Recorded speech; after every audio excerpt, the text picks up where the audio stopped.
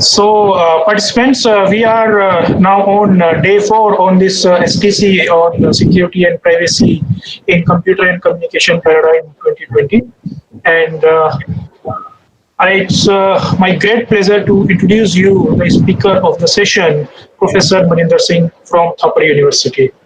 So before we formally start the proceedings, I would like to brief about Professor Maninder Singh, sir. So, Dr. Maninder Singh from Thapar University obtained his PhD degree in computer science and engineering from Thapar University, Patiala. Currently, he is a professor and head of the Department of Computer Science and Engineering, Thapar University. He has more than 24 years of teaching and research experience. His research interest includes network security, software engineering, parallel and distributed computing, cyber physical systems, and security. He has completed many research projects and consultancies with the DRDO, TCS, and other corporate houses. He has also, to his credit, publishing more than 80 research papers in journals and journals and conferences of international repute. 7 PhD and 46 MPhil degree have been awarded under his guidance. He is currently guiding 3 more doctoral scholars. He is also an active reviewer of many international and national journals and as well as for conferences. Now, I request Dr. Maninder Singh, sir, please join us for a great session.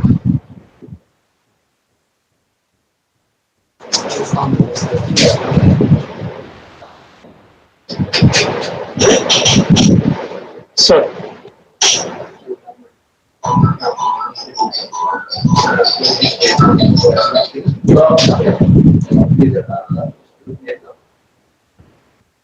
Sir, am I audible?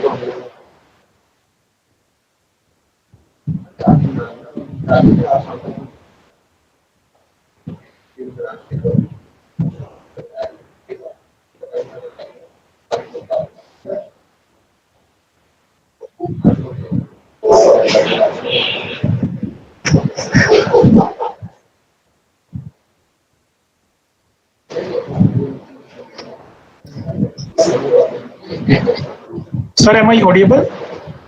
Yeah, you are, but in between the connection, I don't know whether the connectivity is good or bad. Okay, sir. Yes, sir, it seems it is lost in between. Yeah. So, sir, right now we have 42 people, so should we wait for 2 or 3 minutes? No, you tell me. I am ready to go with. I don't know how many participants are there. Actually, sir, participants are near about 100 people enjoying the session. Okay. As far as the last 3 days are concerned. So, if you allow, we can wait 2 minutes. It's no problem. It's 11 only, so we are on time. So we can wait for another 2 minutes if you wish to. Sure.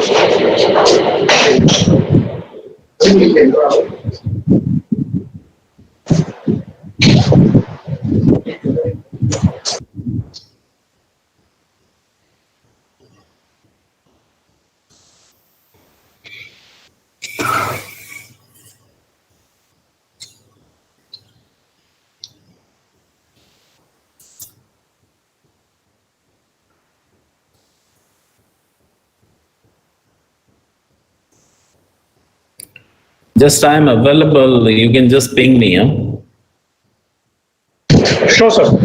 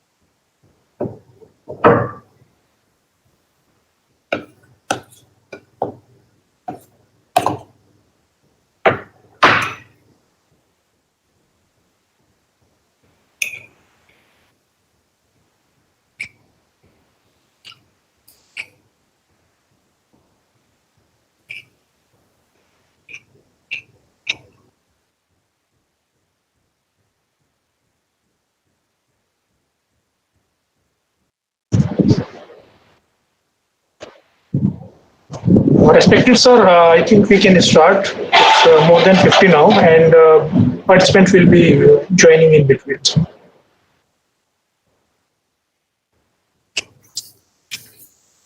Yeah, sure. Can I get your name, please? Sir, this side, Dr. Prashant Kumar. Yeah, Prashant, can I request you to ask at least 5-10 people to make their video on, because that's how the eye-to-eye contact will happen. And because I don't have any PPTs here, okay, so I need to see the people whether they are getting the point or not. Sure, sir. Sure, sir. Here, first of all, if they want to, otherwise you can ask somebody to make the video. Fine, sir. Fine, sir. So participants, please, some people at least make their video on.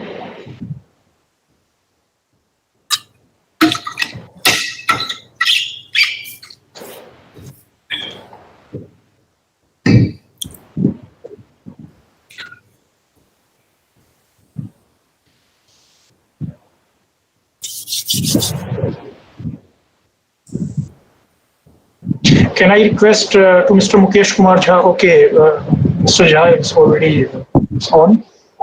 So, Naveen Kumar Sharma ji is there? Mr. Naveen Kumar Sharma?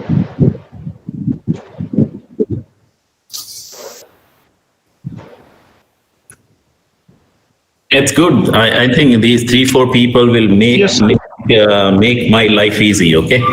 So thank you, Meenakshi, Rajkumar Ji, Mukesh Kumar, and Prashant. Yes, sir. Thanks to accede to our request and making your videos on. But as I can see, Raj and Azad, you are on your mobile phones. Okay. So I'll make. Okay, so because this is an interactive session, it would be better if you people are on your laptops rather than on your mobile phones, because you may need to do some kind of an activity online. Okay, so nevertheless, let's start the session. So first and foremost, I'd like to thank the organization team of this particular SPCCP, especially Madam Aruna Mani. She had sent an initial request and invite to me. And if I may request everybody to make themselves mute, except me or maybe Prashant.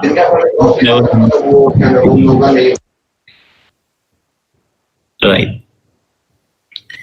So first thanks to Aruna Malik and then Prashant, and obviously a special thanks to Professor Lalitha Avasthi, who's director at NIT Jalandhar, for inviting me for this session.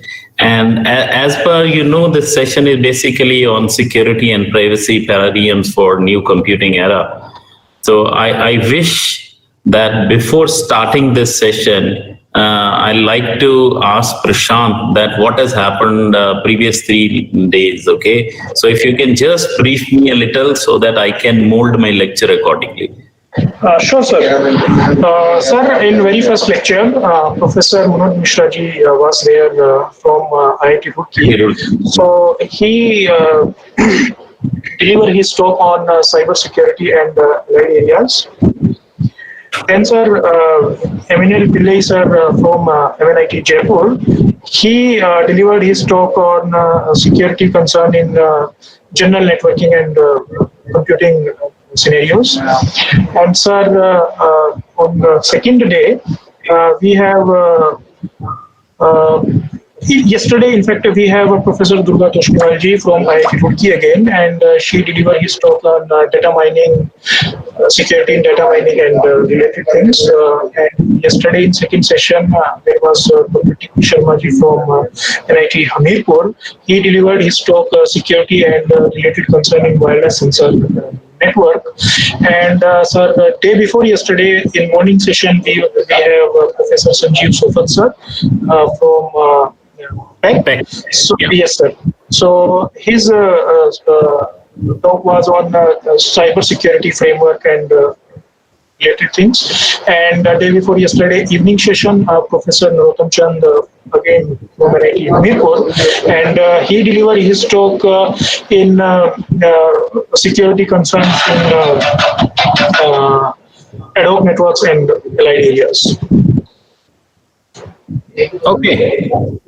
Thank you, Prashant. Thanks for letting me know what the people did. So, based on these details which are provided by Dr. Prashant, so I wish that we'll start our lecture with small quiz. Okay.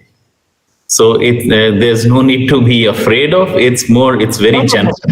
It's very generic, and I just want to activate everybody, because during these kind of sessions, the people sit at leisure or at their home, and most of the people, they don't make their videos on. The reason being, they are not dressed up. They maybe in one of the lectures I found somebody just wearing a banyan and sitting. So those kind of things may happen. But nevertheless, let's start so that everybody gets activated, and they need to do a small homework before we start with the lecture. Okay? Sure, sir. It will be very interesting, actually. So I request everyone to can I find, actually usually I use Zoom.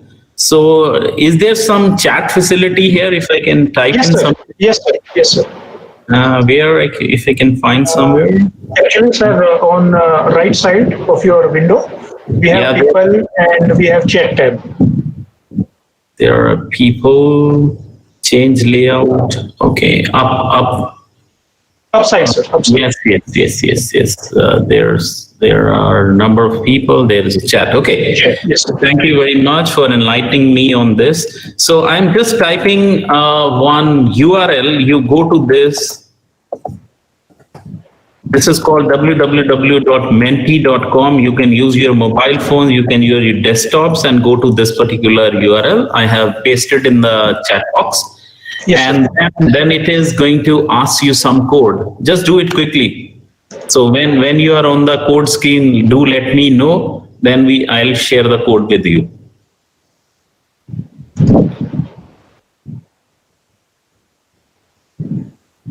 Yes, sir. It's asking some for the code, sir. Please enter the code. Yeah. So you enter this code 1711697. Okay. You enter this code.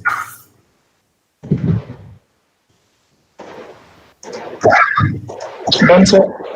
Yeah, I'm getting few hits. So I have got 5 participants. By this time they have entered here.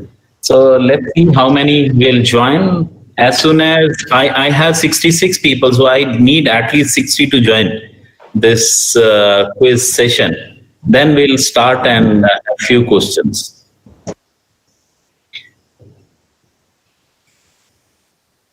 So you remember your caricatures.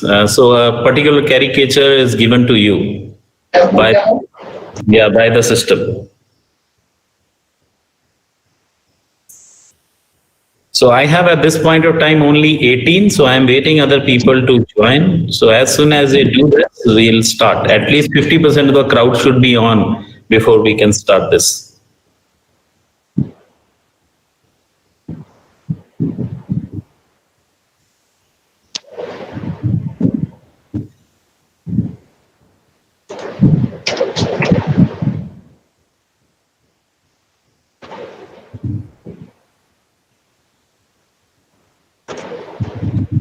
So everyone who is sending good morning on the chat, good morning to everyone. Kindly go to this www.menti.com and give the code 1711697 to join.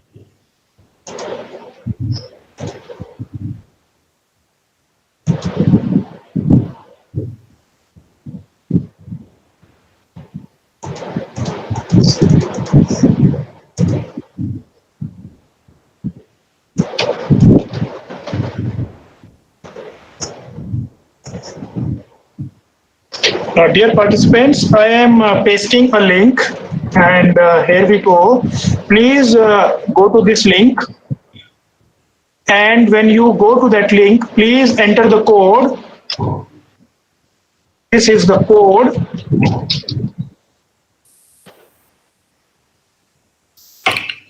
Fine. Yeah, Mr. Mukesh Kumar Jha, we are waiting for the people to join. Once they join, we'll start the quiz, okay? So the questions will only appear once I start it. So I'm just waiting for people to join.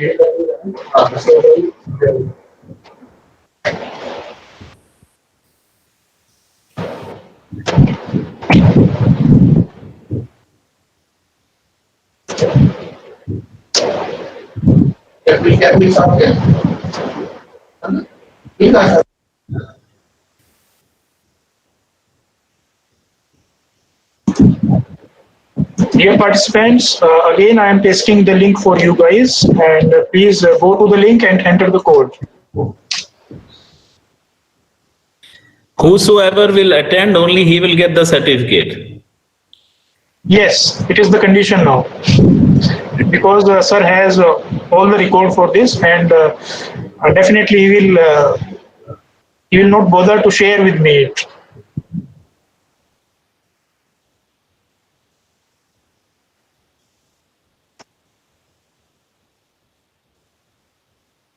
So I got some increase by just advertising that. So we have now 36 people on.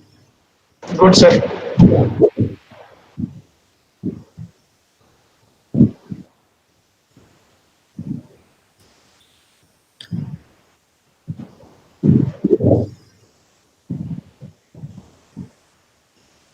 So we'll wait for another 1 minute and then we'll start whosoever is joining. Okay? Sure, sir. Again, for the people who have joined so a bit late, so here is the link and the code.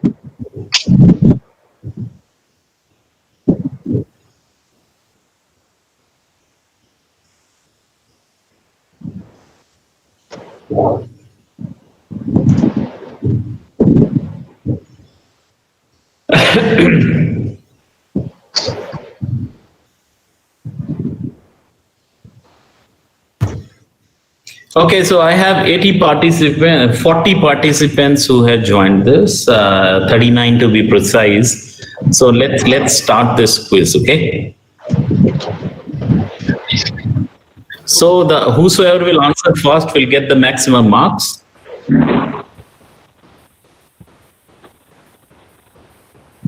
And each question has 30 seconds to respond to.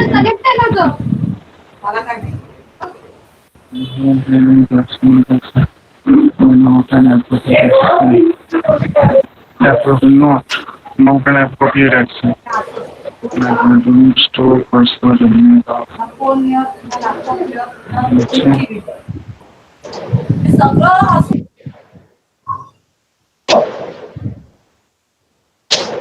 Word cloud is getting generated, and based on that, we are going to discuss today's stuff.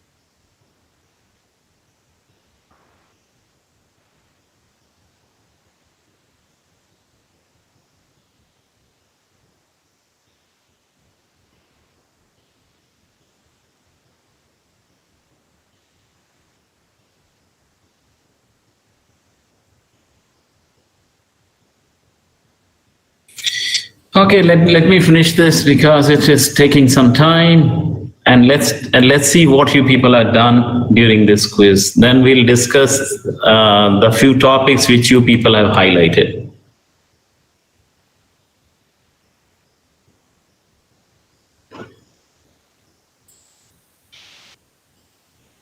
Okay, let me open my system. Are you able to see my screen? Not yet, sir. Okay. I'll just open this, what we did, and then I'll show you. Just give me a second.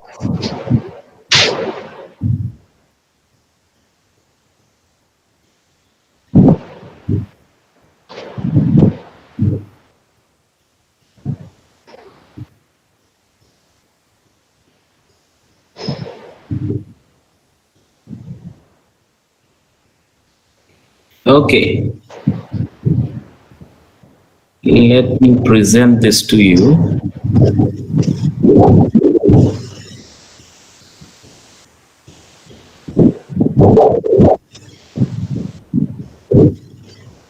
Are you able to see the screen? Yes, sir. Now it's visible. Okay. Is it showing you this graphs and all? Yes, sir. Okay. So see, let's discuss it quickly so that we are on a firm foot to start today's session. So if you can see, this was the first question which I asked. When handling personal password, which of the following is not an appropriate answer? So the 10 out of all the candidates at this point of time, you can see 31 replied to this question. 10 out of them got the correct answer, and Meenakshi was leader at that point of time. Okay. Then we went to the next question. Meenakshi is still the leader. So I'm just skipping this, and we'll go to the cloud which you people have answered. Then we'll highlight some portions on the cloud which we are going to discuss. Okay. So this is the cloud which was made. 24 people replied to this question. Now, if you can see, there are some highlights from this cloud which I can see. One is security is highlighted. Obviously, somebody would like to know what security is. Hacking is highlighted. Cyber is highlighted. So what we are going to discuss here, there are 2-3 things from this cloud which I can pick and discuss. Number one, which many other people might not have talked about. One thing we are going to talk about is dark web. What is dark web? Okay. Another thing is we are going to talk about this botnet in detail. So this is the requisition which has come from your side. And also, if you can see this slide, there is a person who is asking, rather a set of people who are asking about latest cyber attacks. So we'll talk about this also. And there's something else, if you can think of, which is very much correlated to this talk, would be the phishing attack. Okay. So somebody has written is that phishing attack, VIS. It is not wishing, rather it is phishing. Maybe this guy is from other part of the land. So this is phishing attack. So we are going to talk about these 3-4 points. I've just highlighted these to you. So we'll talk about these points. So are you able to see this screen now? Yes, sir. Okay. So I think I need to change a layout a bit so that I can see you people and then talk.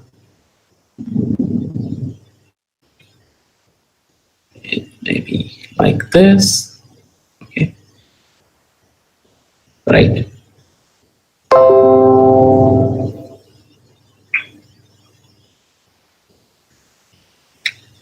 Okay. So we are going to talk about cyber security fighting an evolving threat. So here we are going to discuss 3 very important points based on your input. Number one, we are going to talk about botnets. Second, we are going to talk about phishing attacks. Are you able to see the annotation, what I am writing on the screen? Yes, sir. Okay, that's good. We are going to talk about phishing attacks. We are going to talk about botnets. and also latest security threats. So these are the basic things which we are going to discuss today. Okay. So first of all, let's talk about something what we have gone from, which was called Internet 1.0 to the Internet which we are utilizing today, which is called IoT, Internet of Things. Let's spend some time on discussing what these brings on the table. That what is Internet of Things and what kind of a security threats will happen when we are utilizing IoT in its own existence. So the first thing, as everybody knows, by this time, we have been utilizing Internet where there were lots of many websites. They were connected together by virtue of one network connected to the another network, connected to another network. When we want to reach this particular network, we need to give some address. And that address we used to call as IPv4 address. Now with the IPv4, as everybody knows, it is 32-bit address. So at the maximum, we had 2 raised to 32 addresses which were available to us. Now, if you use calculator, I'll just call my calculator.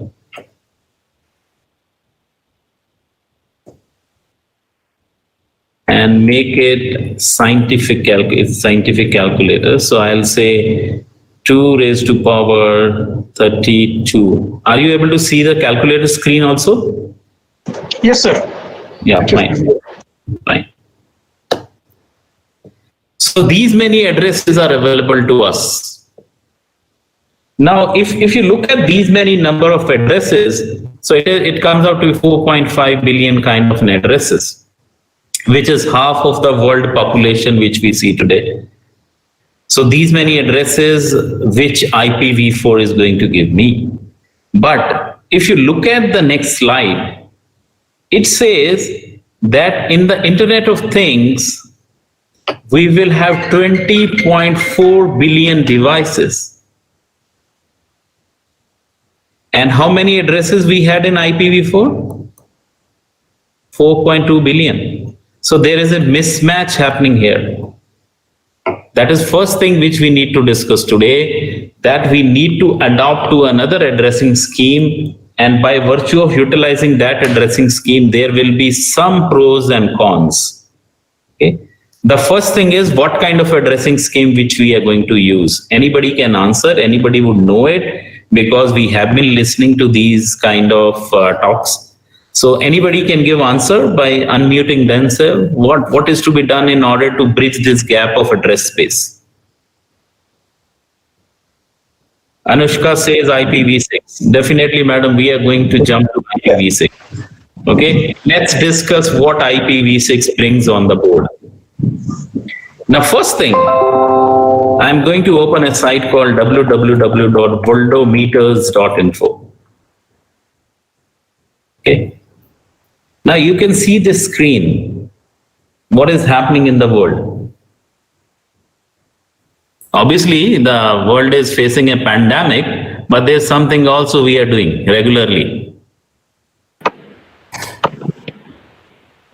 So it's ever increasing world population. At this point of time, we are 7.8 billion.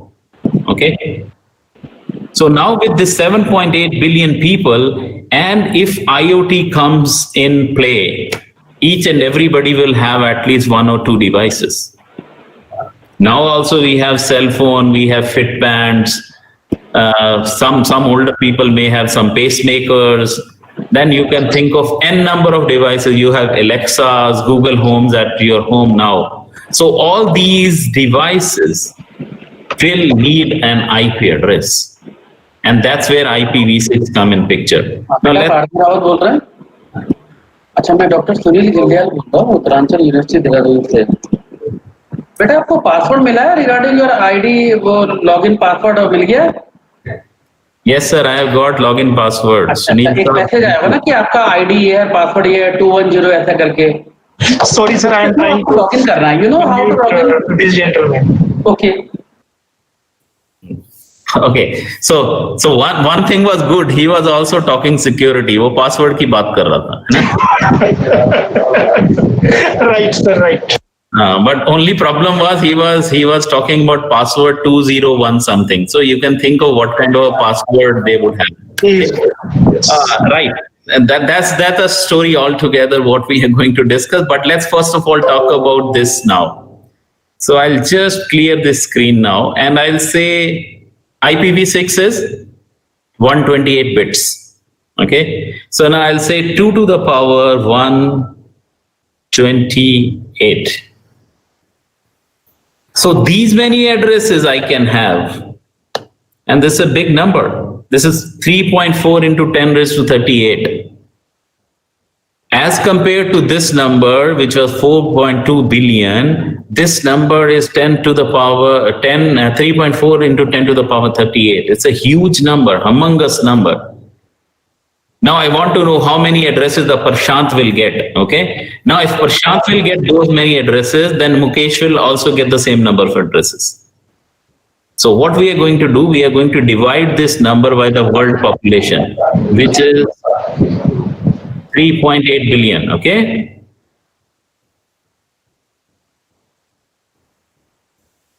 So one more 0, 3, 2, 3. One more, okay? So this is 3.8 billion. So when I say equal to, so Manoj is going to get these many addresses. Similarly, Prashant will get these many addresses. Now you think, do ever I will have these many devices with me? I will never have these many at least. I can have 5, I can have 10, I can have even 20 devices. When we are thinking of IoT, whole of my house may have IoT enabled, what we call the tube lights, may have IoT enabled fans. But even then, the whole house, I am not alone who is living in the house. There will be 3-4 other people, my family, who will be living. So each one is getting these many addresses. So this is a humongous number. Now, based on this, what may happen if a device is connected to another device, is connected to another device, to connected to another device, and all these are globally unique addresses. That means I can reach any device by virtue of this IP address. So there need to be a very, very strong security paradigm which need to be set up. Otherwise, because these devices are unicast, IPv6 is a unicast addressing mechanism. There is no broadcast. And if you have a globally unique IP addresses, anybody from any part of the world can reach any other device on the world. And that can create a big security problem. So this is one of the latest things which you need to learn when IoT comes in picture. So we will have, this is predicted that by 2020, end of 2020, we'll have 20.4 billion devices. Now, security of one device is issue. So if we have 20.4 billion devices, obviously these are not unique 20.4 billion. They will be categorized as some kind of devices, but still we need to have very strong standards of security set up for these IoT devices. Now, one thing which comes in picture, whenever I am utilizing any kind of a sensor device or IoT device, which is going to do something for me, maybe it is measuring temperature, maybe it is measuring my heartbeat or doing anything of that sort. One thing is very peculiar to these kind of devices. They actually need more and more and more of this. Can anybody tell me what that is, which IoT devices are dying hard to have?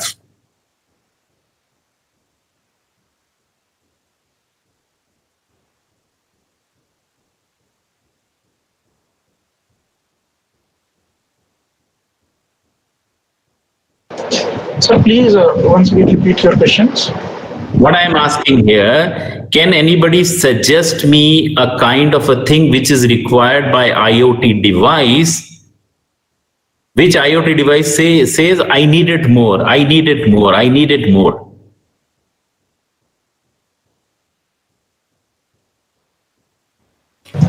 Sir, memory space? Not exactly, madam. We will not require. Huh? Cloud? No. Cloud is also. Connectivity? Communication So we powers. need sensors. Sensors, connectivity, no.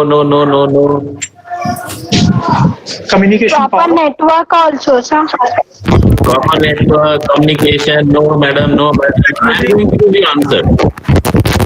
Bharti, you have hit the jackpot. Power? It is power, battery power. What will happen? I have a very good network, but my device does not have a power. So now the question comes, if I am utilizing IPv4 network and I have a device, a sensor device, but it does not have a power, what IPv4 will bring on table and what IPv6 will bring on table? Let's discuss that, because that's very important part. Now you people know, let me draw this for you so that you can understand what we are talking about. Let's say there is a device, one IoT device here, and there's another IoT device, and this device is called MSync Fitband. And this device is called MSync Alexa. Okay, why I'm giving you the naming convention? Because we are good at naming conventions. Okay, we human beings remember by names, not by numbers. Okay, so now, but behind this name, there will be some address. And if we are utilizing, let's say, IPv4 address, let's say this device an IPv4 address of 192.168.1.4. And this device has an address. This is a private network within my home. Okay. This device has IP address 192.168.1.8. Now let's say this Fitband wants to talk to Alexa, or Alexa wants to talk to Fitband. Let's say I ask my Alexa, can you tell me what is MSync Fitband today's pedometer reading? How many steps this guy has taken today? So Alexa sends a request to this. Alexa knows the IP address of its own. It knows the IP address of Fitband. But if it knows both the IP addresses, it is at network layer. But it needs to go to data link layer before the data gets transmitted. So, but in order to go to the data link layer, this Alexa device needs to know the Fitband device MAC address. And you people know what happens if I don't have a MAC address? I broadcast it. So Alexa is going to broadcast within the periphery of that local network, who is this 192.168.1.4. Then the device which has 1.4 will reply back with the MAC address. So what is happening? There is a broadcast happening on the network. When the broadcast will happen, there will be a power consumption. Whenever the device is receiving a packet, there is a power consumption. So if there is too much of broadcast happening on the network, the power consumption rate will be much higher. Because there's so much of noise on the network and the devices have to listen to that particular traffic. That's where IPv4 is not good for Internet of Things kind of devices, because there is too much of broadcast on the network, noise on the network, which need to be get ridden off before we can start communicating with the devices. But when we migrate from IPv4 to IPv6, this gets catered to, because IPv6 does not have any broadcast. So it already, your IPv6 address already, if you are utilizing something which is called link local address, So it already had a MAC address embedded into IPv6, which is called EUI 64-bit convention. Okay, so I'm just writing it for the sake of the people understand. So IPv6, if you are utilizing link local address, so IPv6, if you are utilizing link local, that is my private network, link local addresses, the MAC address is part and parcel of your IPv6. And this is called EUI 64-bit notation. So your IPv6 address is divided into two parts, 64-bit as interface ID, which is 64-bit EUI, or it can be random also, these two things. And this is your network ID. This is also 64-bit. So because this is part of IPv6 only, and 64-bit EUI is produced by utilizing MAC address. MAC address is a 48-bit, and we do some mathematics here in order to make that 48-bit map to 64-bit. So because this lecture is precisely for security, I am not touching that part, that how EUI 64-bit gets created. But if you want, I can touch that also. This all up to you, because this is interactive session. I want people to participate. So if anybody, at least अगर 1, 2, 3 बंदे कहते हैं कि I want to know if Alexa is not connected with net or not powered, then only listen. I don't know what Dr. Chintan is trying to say in the chat. So if you people are interested, I can little bit explain you what is 64-bit IPv6. You can, on your chat, you can put yes or no. So if there are at least 4 or 5 yes, I can discuss it. Otherwise, we can go to the security part. So I have got 2 yes, 3 yes. Okay, good. Thank you very much. So let's discuss about this IPv6. So I'm sharing my screen. Okay, I'm sharing this screen. Are you able to see my command prompt? Yes, sir. Okay, good. Let me open my PowerShell. So I am just opening this PowerShell. Are you able to see this blue screen? Yes, sir. Now see what I am going to do here. I am giving a command get net IP configuration, select object IPv6 link local address. Okay, I am using Windows 10 at this point of time. I want to know which are the link local IP addresses, IPv6 addresses on my system. So when I press enter, now see what happens here. So I am getting some address. You can note this down. We will discuss it. This is called FE80. Then we have colon, followed by some number. Let's talk about this particular address. इसको discuss करते हैं ये वाले address को. FE86, FEEB2, 7DFF, 7E5BA3, blah blah. Okay, so this is my IPv6 address. Let's just copy this address. Copy. Okay. Now let's go back here and paste it here so that we can discuss. So this is my address.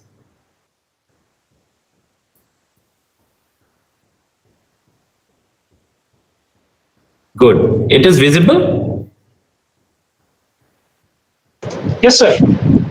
See, the thing here is, if you can see this part, FE, first of all, let's discuss, just first of all, this is 1, 2, 3, 4, 5.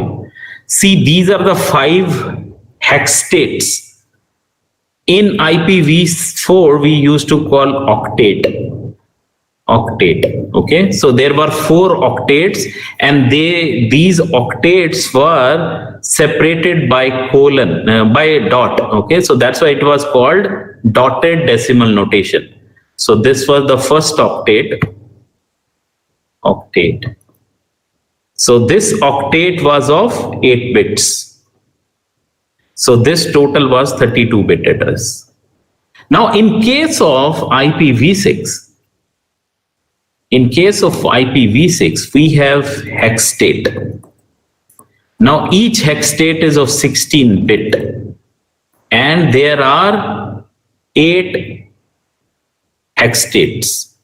So 8 into 16 is 128. So this is 128-bit address. Now, if you can see in this particular address, I have 1, 2, 3, 4, 5 hex states clearly, which I can see. But 3 of these are missing. So these 3 are here because it is represented by 2 dots. So I will have 0, 0, 0, 0, 0, 0, and 0, 0, 0. So my address is basically FE80 0, 0, 0. This is a second octet. This is the third one. This is fourth. And this will become my 5th, 6th, 7th, 8th. So these are the 8 hex states of IPv6. Are you following this?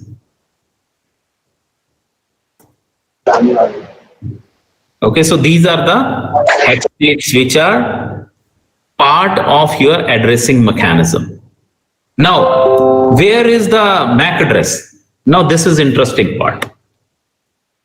Any machine which is using link local address, these 4 bits will be same. This will be always FE80. The first hex state will be FE80. Then we have taken 1 hex state, 2nd hex state, 3rd hex state. So how many are there? 1, 2, 3, 4. 4 hex states of 16. That means this is my 64-bit, the first part, which is network ID. Or ye mera kya hai? This part is my interface ID.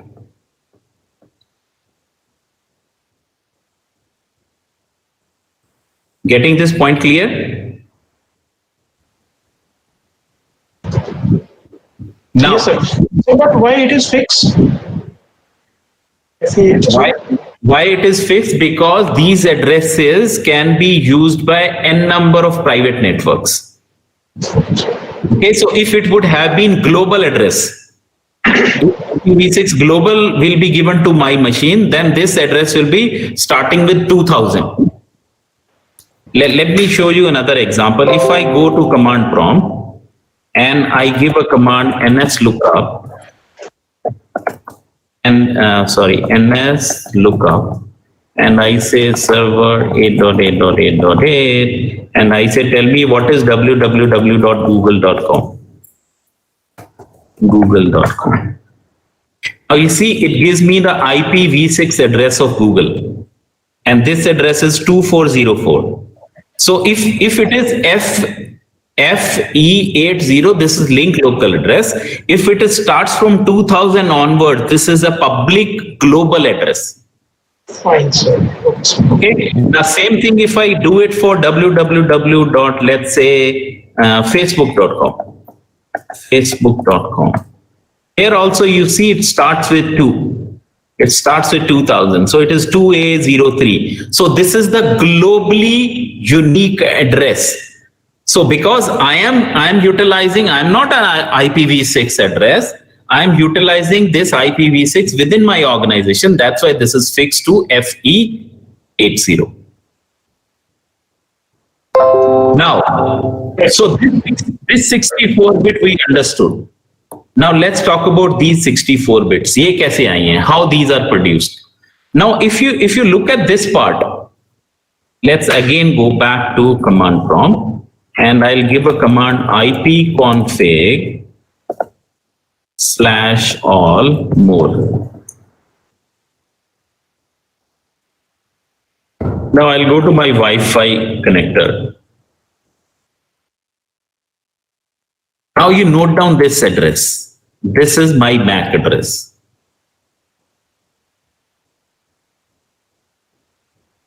This is FCB278. I'll copy this. Let me copy this. And I'll bring this here. And I'll make the font size big so that you can read this also. Good. Okay. Now you see, this is interesting, how your MAC address is part of your IPv6 address. Now you see, this is B2. This is 7D. This is 5B. This is A7. This is 43. You're getting this? So my MAC address is actually embedded into my IPv6 link local address. Now there's something interesting because MAC address is 48-bit, but my interface ID is 64-bit. So there need to be some mathematics to be done. So that mathematics is EUI 64-bit convention. Now what is being done? These two bits FF, FE are inserted. So first what we do, we divide our MAC address into two portions. One is these 3 bytes and then these 3. So these 3 bytes are called serial number, and these 3 bytes represent the vendor who has this NIC. जिसने ये NIC बनाया है उसके 3 bytes. Okay, and these 3 bytes represent the serial number of your MAC address. Now we divide in 2 portions, and in between these we bring FF and FE. So my address becomes FCB27DFF, FE 5B A743. But then there is something else done here, which is interesting to the first byte. Now the first byte, if you see, is 7C, but here it is 7E. So what is being done here? The 7th bit, see how you represent 7? 7 will be 1110. And C is how much? C kitna hota hai? ABC 10, 11, 12. So 12 is 8400. So this is my C, this is my 7. So what is being done here? You count the bit 1, 2, 3, 4, 5, 6, 7. The 7th bit is complemented. So if it is 0, you make it 1. If it is 1, you make it 0. So because this bit is 0, so I make it 1. So when I make it 1, this becomes 1, 1, 1, 0. So how much is this? 8 plus 4 plus 2? 14. And what is 14? It is E. Okay. So in order to produce EUI 64-bit from the MAC address, you divide the MAC address into 2 portions. And then in between those 2 portions, you bring FFFE. And also the 7th bit of the MAC address need to be flipped. So once you do this, this becomes 64-bit interface ID. And now because now MAC address is part and parcel of my IPv6 address, I don't need anything else. I can reach to the data link layer and send the data from a physical layer out to the interface. So because IPv6 will not have broadcast, it will not have those kind of noises, so it will save on the battery power of my. Now the question which the Palvi is asking, why did we flip the 7-bit online only? So the answer is in your computer network book, which is called Frozen. हम Frozen की book पढ़ते हैं सारे computer network के लिए. The 7th bit is called UL bit. So this bit is used to represent whether this MAC address is locally applicable, because nowadays people have started to use virtual machines. Now the virtual machine, when it is talking to my physical machine, it needs to have a MAC address. But that MAC address is not globally unique. So this is locally unique. So when your MAC address is locally unique, it will have that 7-bit off. If it is global, then it is 7-bit on. So 7th bit is very, very crucial from that point of view. So we have flipped this bit in order to make it unique within the particular network. So I hope you people understood what this part is. Now let's go back to our original stuff which we were discussing. So I was discussing NIT September 4th, this one, okay? So with IPv6, Why we need it? Because we have these many devices already by 2020. So we cannot survive with IPv4. So we went to IPv6.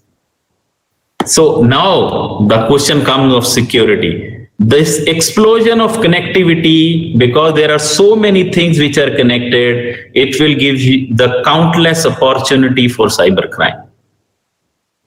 And that's why we need to be more sensitive about security on the Internet of Things kind of devices. Because the whole world is getting connected, and let's see what are those attack vectors which can attack these kind of networks.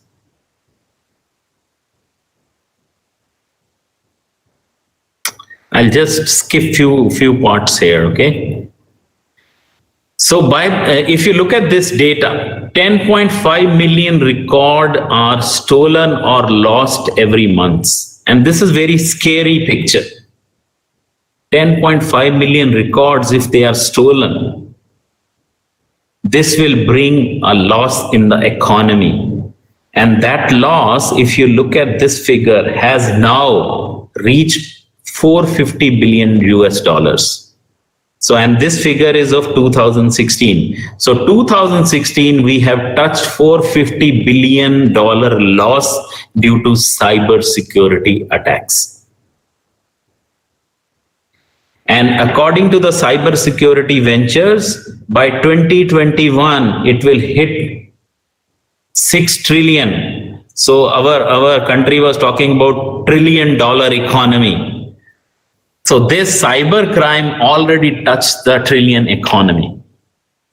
And that is very, very scary. So we need to do something here. And what we need to do, the people like you who are coming to security seminars and webinars and short-term program, need to understand something very critically. And that criticality is why we have loopholes in the network. Why we have loopholes in the software, why we have loopholes in what we do on the internet. Can anybody answer one quick answer? Sir, because of this, there is a problem.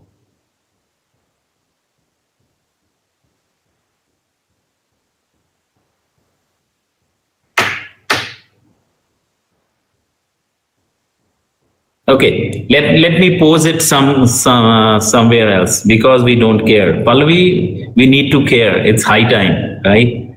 Now, yeah, presentation is not visible. The reason being, I am not presenting anything. I'm talking to you. Okay, so when I'll present, it will be visible to you. Now, one thing which comes to mind. Let's raise a question. I need one volunteer. Anybody can make his video or her video on. We can just have some interaction. Anyone, please?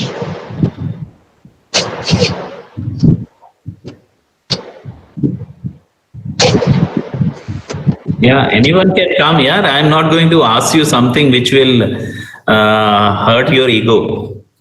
It's simple discussion. कुछ नहीं करेंगे ऐसा.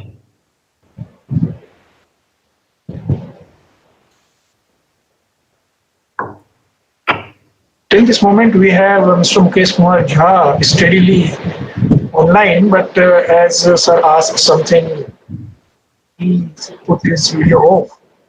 Anybody? Meenakshi, you can come on. Vandana, you can come. Yeah, Meenakshi is there. Yes, Meenakshi is. So Meenakshi, you can unmute yourself. We have to have some discussion. Okay, sir. Okay, good. Now, Meenakshi, let's say, and what I am saying, just try to understand. Let's say today you brought one brand new laptop.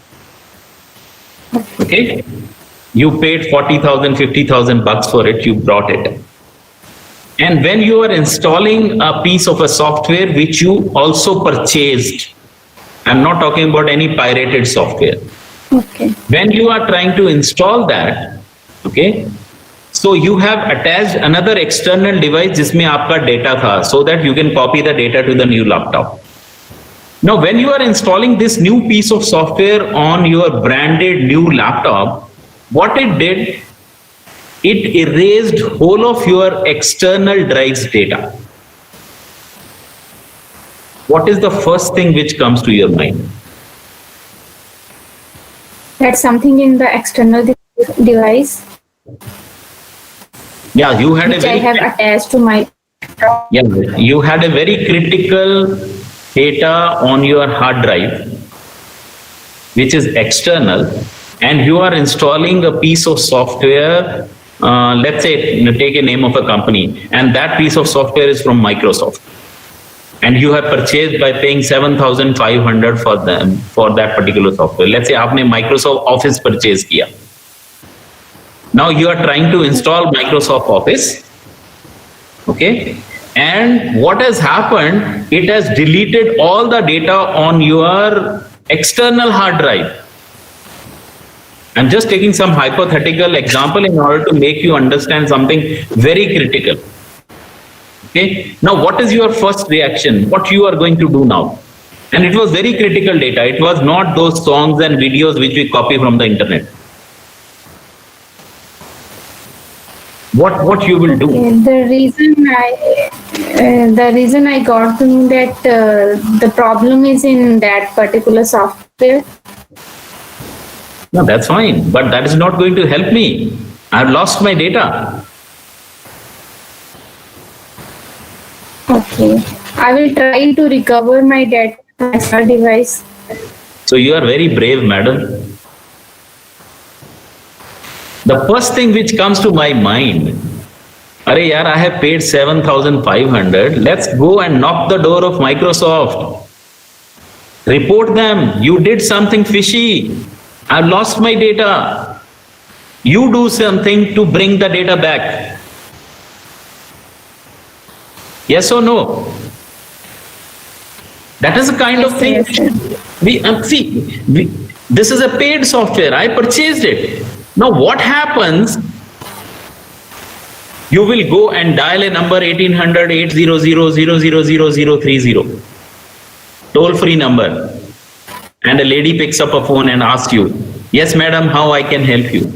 You say, okay, madam, what I did, I installed one piece of software which I purchased, paying 7,500 rupees, but it erased my hard disk. Now, what you can think of that lady is going to tell you?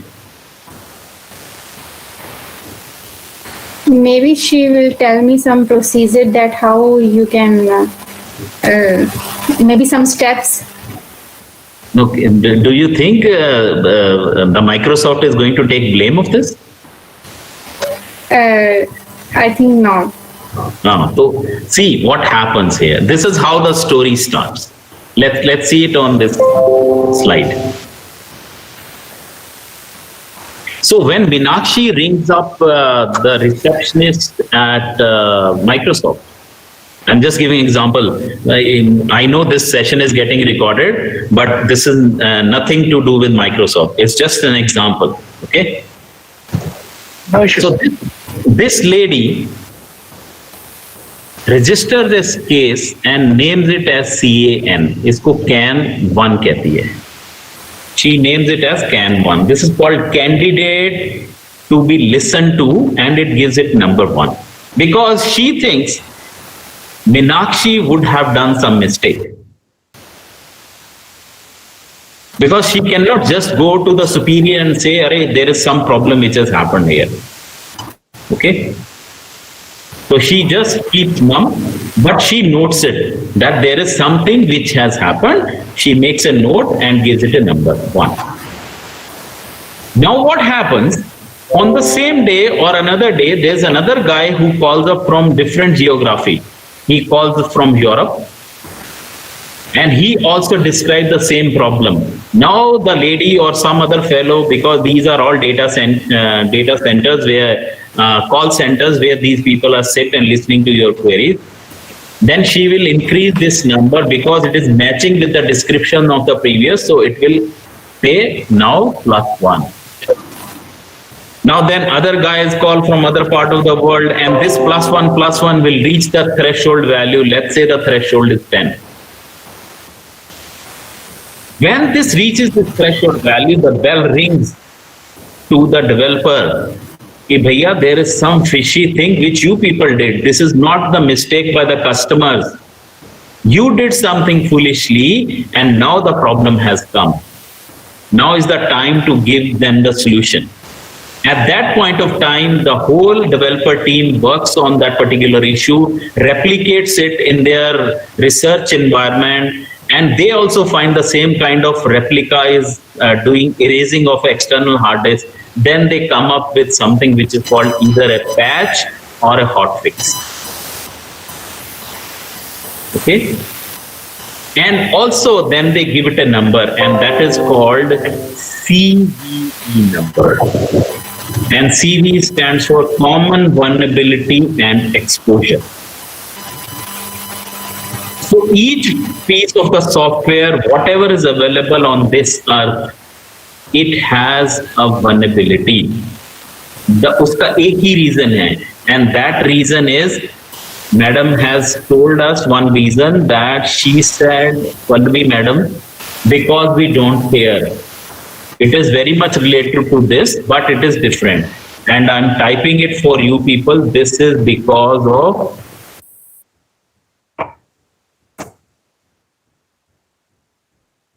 poor programming. That is the crux of all the vulnerabilities which are existing today.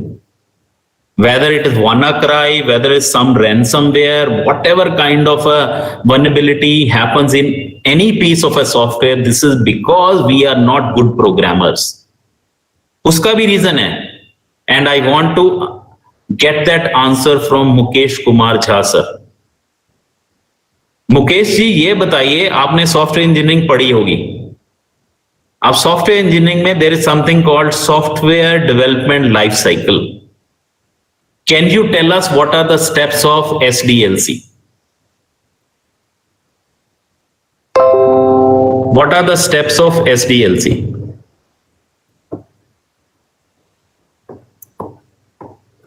हाँ जी Jha sir, unmute करिए और बोलिए please.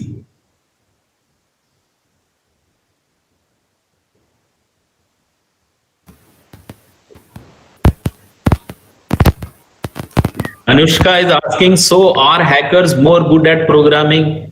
100% sure, madam. Actually, there are 6 steps of SDLC, sir. The first one is basically requirement analysis.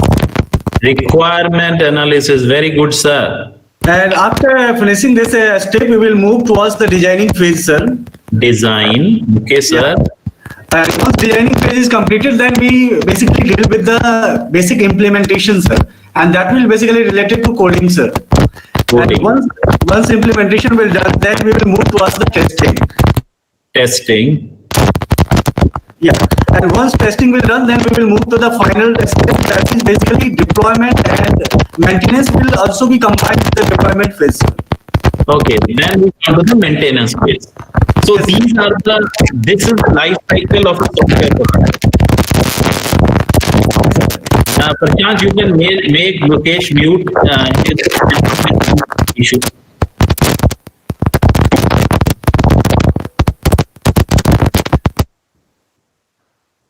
Okay, so Rashi is saying seven steps.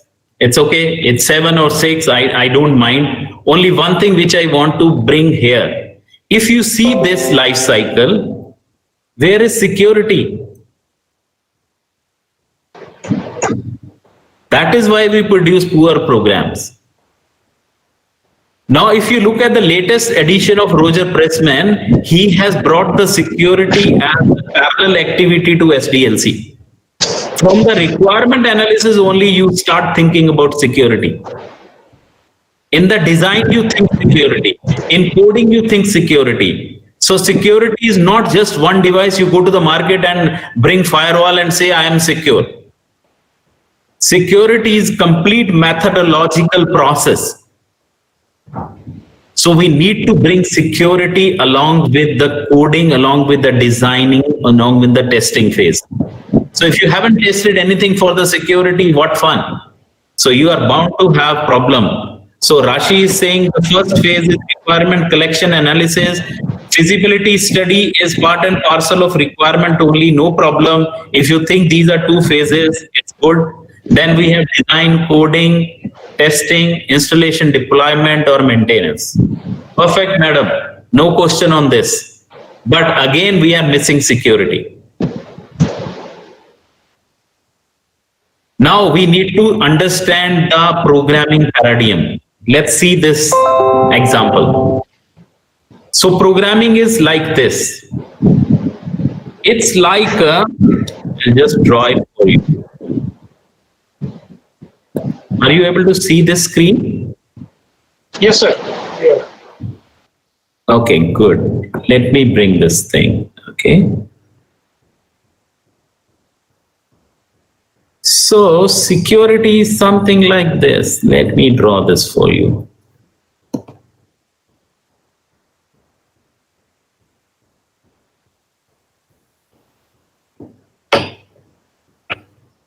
Okay. इसको थोड़ा extend कर लेंगे, ठीक है? I wanted to draw a triangle.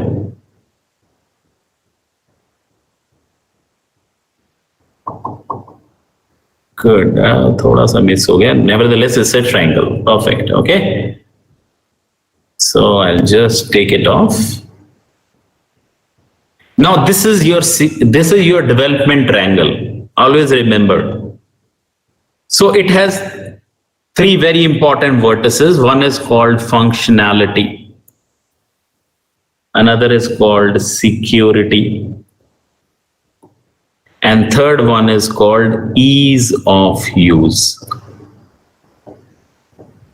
And you are at the center of this, and you need to bring the balance between these three things.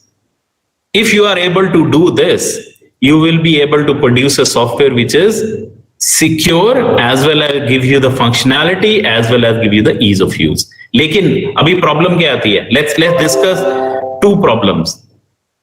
Can anybody tell me from whatever this is not what I say, this is what we hear from people. Linux is more secure or Windows is more secure?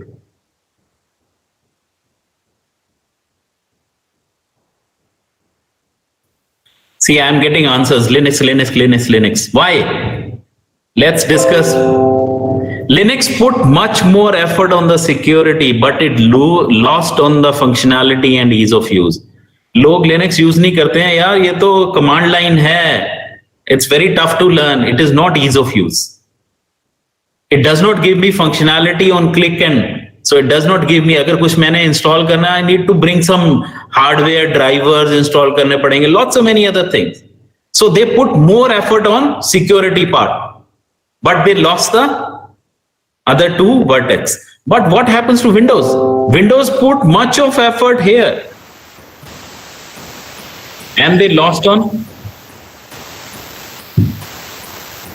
So you need to keep the perfect balance, and that balance will guarantee you that at least you will have 90% of the surety that whatever piece of software you have brought in, it has followed some security regulations, security practices which the people follow. But because we are not doing it, there is a vulnerability in each piece of software. And that vulnerability, as I discussed, is known as CVE. And look at this. Look at this website. This is called cve.mitre.org, mitre.org. This is the website which lists down the total vulnerabilities which are existing till date in the database which they have. And if you look at here, how many vulnerabilities are there? Till date reported 1,41,062 vulnerabilities. Let me see something very interesting for you people. I am going to search this list and I am going to type in here something called Linux. As I heard from you people in the chat box, where you people mentioned that Linux is more secure. Let's see whether your answers are true or false. How many vulnerabilities? 5,699 vulnerabilities in Linux operating system. Now see the first one. Let's see the first one. What is that vulnerability? Oh, wow, I got this. So there were many a time we actually ask people what kind of antivirus you use. They say, I am using Avast. It's free, it's available. Okay. Now you see what is the first vulnerability, and it is discovered in 2020. And the vulnerability number is 9399. The Avast AV parsing engine allows virus detection bypass by virtue of zip archive. This affects version before 12 definitions of antivirus professional version, antivirus pro plus, and antivirus for Linux. So if you install an antivirus called Avast AV on your system, you are succumbing to this particular vulnerability. And it is not that only this. You can search anything. You can search Cisco. There is a vulnerability here in Cisco. How many? 4,890. So what the alarming thing is, each and every piece of software, it's not that this is this or that. So those kind of vulnerabilities are existing. And that is the problem. So let's go back and discuss them in detail. Let's go back to our slides. That's why the economy is going to touch 6 trillion. And that 6 trillion is going to create a trouble for all of us. Okay. So now the problem comes, what all is risky over here? So let's skip some slides, and I'm going to talk about something which I wish to talk about today. And that was the question which was asked by one of the participants. And that was, let's spend some time in order to discuss what is a bot. Can anybody tell me what is a bot?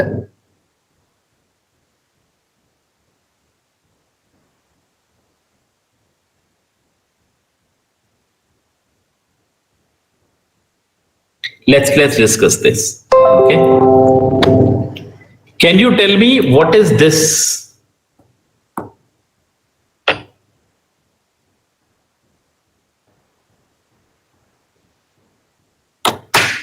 What is 6666?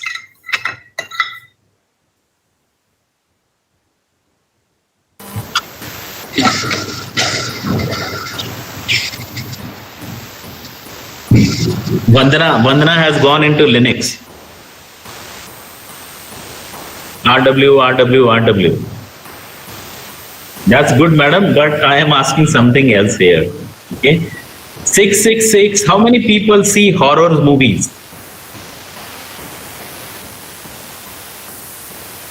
Meenakshi, you can mute yourself. The reason being there's some sound coming from your system. Yeah, thank you.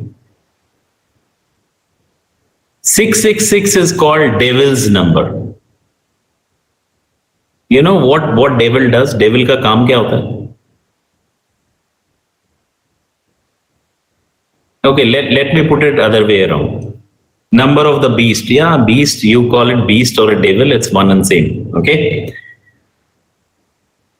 Let me wake up somebody else. Can I talk to Raghuraj Singh? Yes, Raghuraj, you can unmute yourself.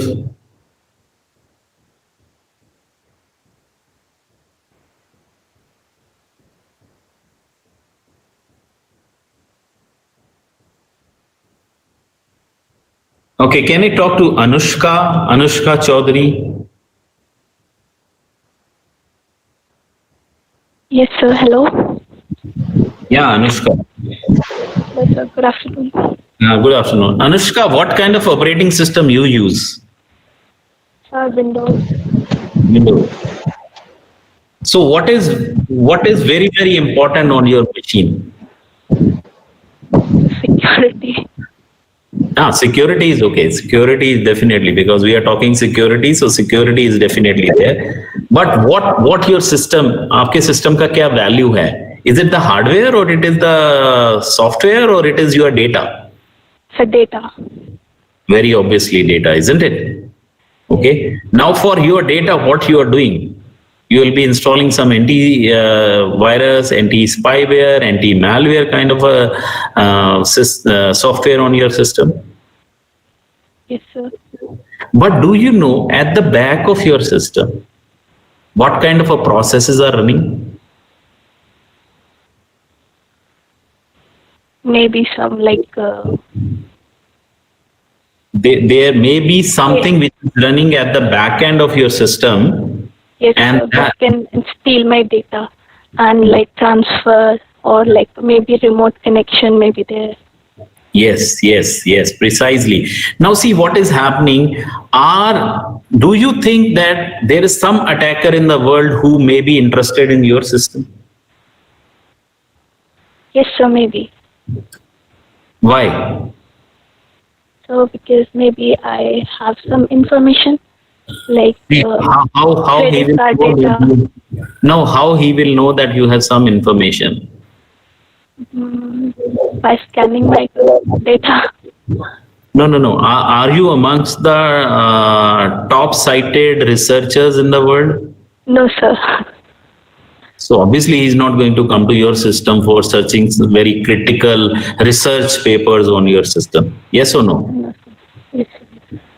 You know? So are you a celebrity? No, sir. So are you a banking CEO? No, sir. So why he will come to your system, yaar?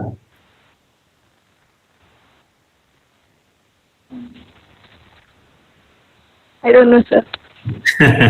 Now the question is, he is going to come to your system to use your system in order to attack somebody else's system. Yes, sir.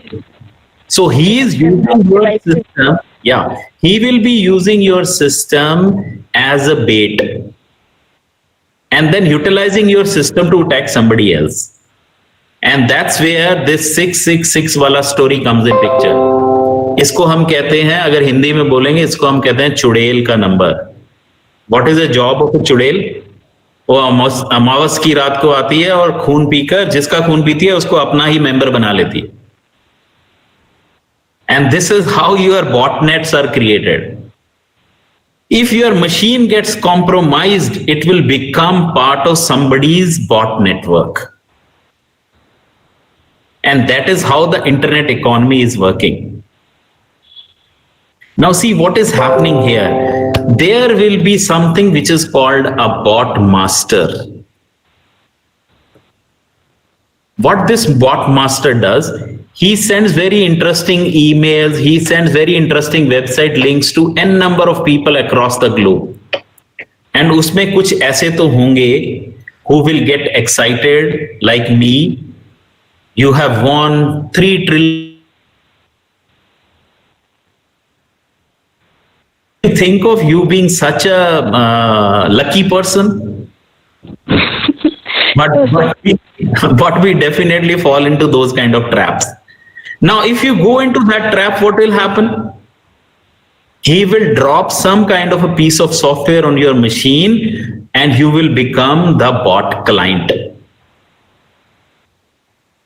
So you are on the behest of that Aka and he will give some command to you, and what is going to happen by virtue of that command, your system will be serving that Aka for doing n number of tasks, like cracking of a password. किसी के password को crack करना है, so I will require huge amount of computational power. But I don't have that at my place. So what I'll do, I will have hundreds and thousands of machines under my regime as a bot master. I will send requests to all these machines that work in parallel and get this job done for me. Getting this point clear? So this is how the botnets are created, how the bots are being formed. Or that's why we name it as botnet. Network of bots. and these botnets are across the globe serving their ACA. Let me give you one example, what kind of attack a bot can do and what will happen if that kind of attack happens. I need another volunteer. कोई और चाहिए मुझे to whom I can talk. Just make your video on so that we can talk to you. Wasim Ahmad जी, आप video on करिए.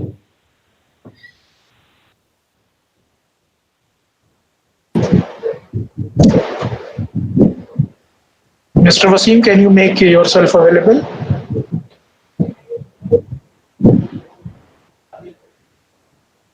So we have another 10-15 minutes to go. Then we'll open it for a session, question answer if you have any. So 10-15 minutes, be with me and follow my commands here.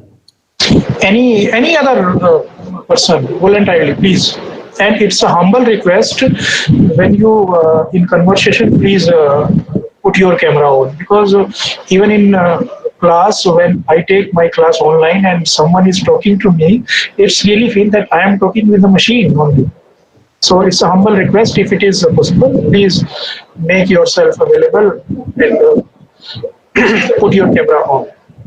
Please, anyone.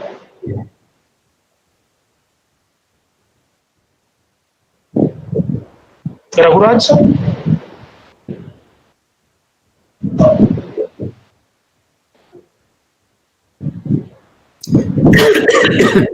So Manovalan is saying that it is amazing presentation. So please make yourself available, sir. Okay, sir. You can talk to me if anybody else is not. It's okay, because we need to rush because we are running out of time. Okay, so we were discussing about botnets.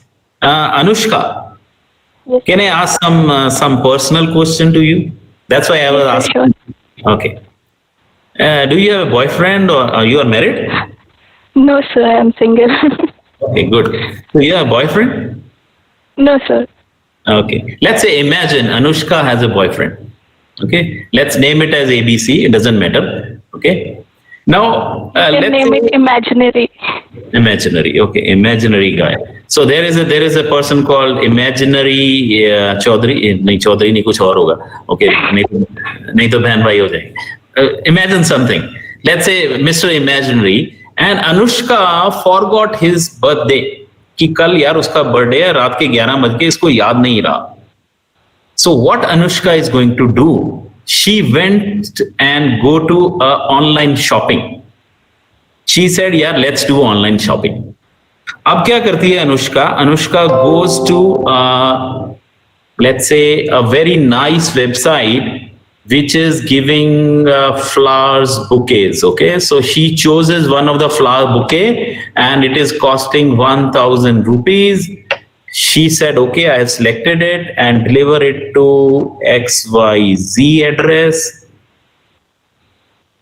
Okay, and put it in a gift wrap and say happy birthday. Good.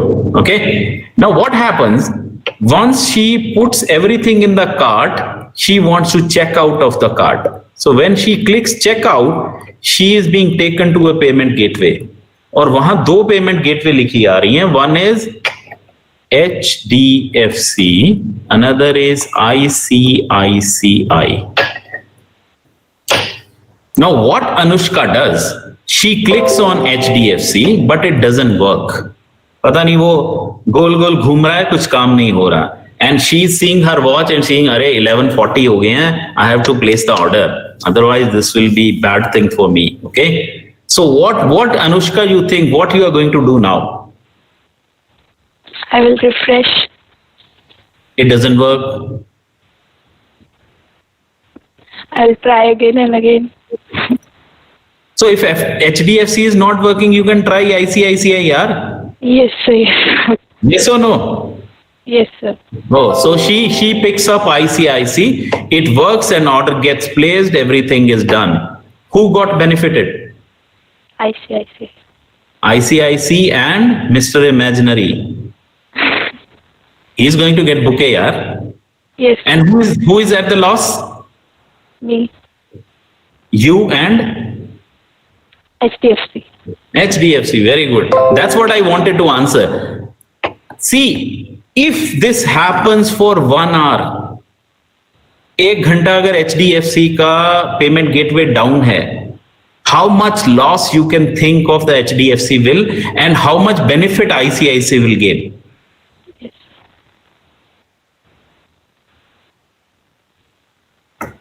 Now, if ICICI can employ hacker community and ask them kindly bring HDFC server down for 1 hour during Diwali, can you think is it going to work? It Maybe. will work, yeah. Yes, This sir. is how the internet is working. This is how the internet economy works. This is how the dark web works. People are available to do these tasks for you. You pay them some dollars, they will get whatever you want to get done from them. Because if you look at this figure, if you look at this slide, yeah, just look at this one. I'll just go. It's a big lecture. I'm just trying to come here. Now, if you look at this slide, this is very interesting. Surface web जो हम use करते हैं, where we are, Facebook, Twitter, Google, Microsoft, Thapar, NIT Jalandhar, this is just 10%. This is tip of the iceberg. 90% of the web is dark web, which you don't know, which we never know. 90%. हम सिर्फ 10% internet Surf कर रहे हैं, 10%. 90% तो नीचे है. Yes, sir. I've And read about that is called deep web or dark web. And what is there? उसमें क्या है? What is there? Surface web has 90 terabyte of the size, and these many websites are there. Whereas deep web is 7,500 terabytes, and it has unknown number of sites. And what these people are doing there? They are doing what Anushka is asking them to do. Bring the HDFC down, make the ICICI up. And how it is happening? It is happening by virtue of your machines, because your machines are bots. They are allowing how it happens. Let's see how this attack is going to happen.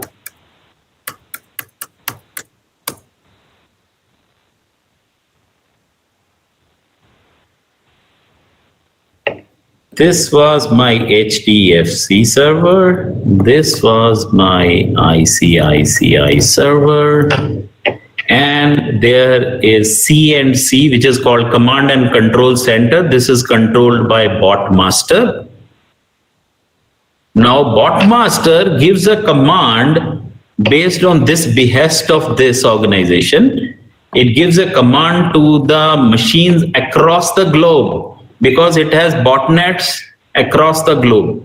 Somebody is in Africa, somebody in Pakistan, some in India, Bangladesh, US, Canada, Ireland, Europe. Okay. So all these at the same time, at a click of the clock, tick of the clock, they are going to hit this server. Hundreds and thousands of requests when come to this server. This server will be under DDoS attack, distributed denial of service attack, and it is going to go down. And during the time when it comes up and comes back to the production, that is the time where the other bank will take leverage and have hundreds and thousands of dollars being. So whenever we are talking about security, one final request from my side is, kindly do not work at surface level, go deep. It's not that go to the dark web, go deep into the fundamentals, because without that, none of the research is going to succeed. And that is the inquisitiveness which will come from your own insight, which will bring n number of solution to whatever the problems we had discussed so far. Okay. So I think, Prashant, that's it from my side. So if I can go on, it will be another n number of hours, which I don't want to invest into, because teaching online and listening online is very tough call. Yeah. And I think we have taken almost the full time, but still we have another 7 to 8 minutes. If anybody has any question, please go ahead and ask it. Thank you very much, sir. And now I invite all the participants. If you have any questions, any queries, you can ask. One question which has come up on the chat, it is DDoS attack can be performed by a single machine too, or always collaborative? Pallavi, it is always collaborative, because if it is a single machine, I can make a filter. I can filter it based on IP address, based on location, and I can kick that machine out of by using just a simple firewall. But when the traffic is coming from different geographical location, so it becomes very difficult for controlling that kind of traffic. So usually the DDoS attacks are always in a collaborative fashion. Hello, sir. Yes, Meenakshi. Thank you so much for this informative session, sir. I just want to ask, I want to start a research, then in a particular area, then what will the first step, that how to find the problem, and that I have to read some research paper, or I have to read some basics fundamental regarding that particular area?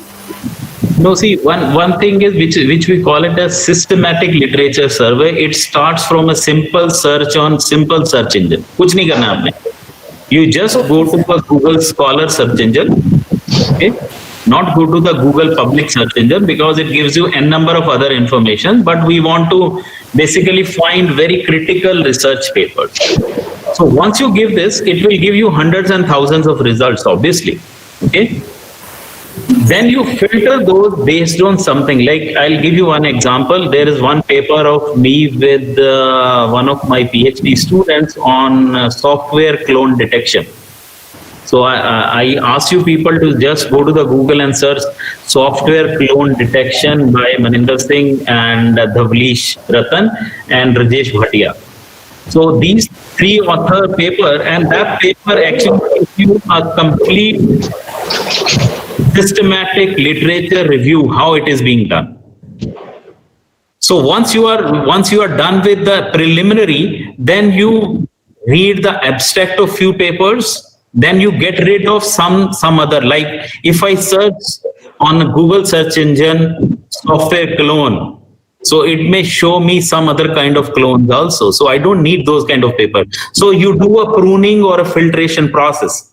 Once that pruning and filtration process happens, then you go to the next one. Then you go for a scholarly high impact journals. Done. Once you have read 20, 30 of those journals, then come with pros and cons. Then you will be able to find out the research gaps.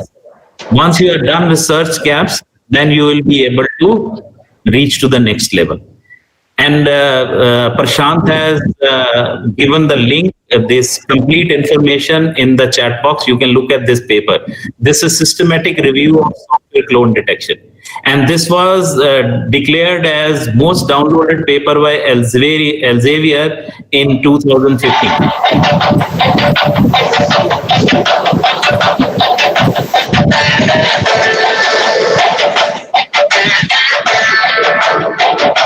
Who is this?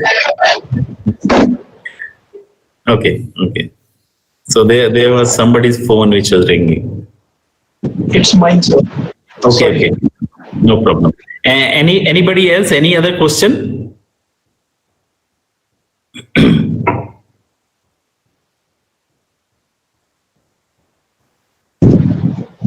Anyone else, please? Yeah, Vandana is asking, sir, enhancing or optimizing the algorithm is also a research. Yes, surely it is. Research is this only. Otherwise, it will be an invention. If you are doing something new, that will become invention. Research यही है कि किसी ने कुछ दिया है, आप उसको improve कर रहे हो, enhance कर रहे हो. You are giving it a performance enhancement by virtue of parameters. Pulvi is asking, is IP hopping used in DDoS? I don't know what do you mean by IP hopping here. Can you explain? If you can unmute yourself and ask. Sir, I just wanted to know, good afternoon, sir, first of all. It was wonderful session, and this is second session of yours that I'm attending, and same as the previous one. I hope, Pulvi, there was very less repetition. No, not at all. Not even sing. I was expecting, but everything was new to me. Wonderful session. And by IP hopping, I just wanted to know that, does IP keeps on changing in DDoS attacks of machines who are performing the attacks? Yes. Actually, when these attacks happen through a bot channel, so they utilize anonymity as a wrapper around their packets. Okay. So in that case, they will many a time they generate fake IP addresses and send the data through various Tors. Okay. And utilizing the Tor network, only they attack the machines. Otherwise, the traceback will happen and they will have trouble. Yes. Fine. Thank you, sir. Thank you so much. Okay.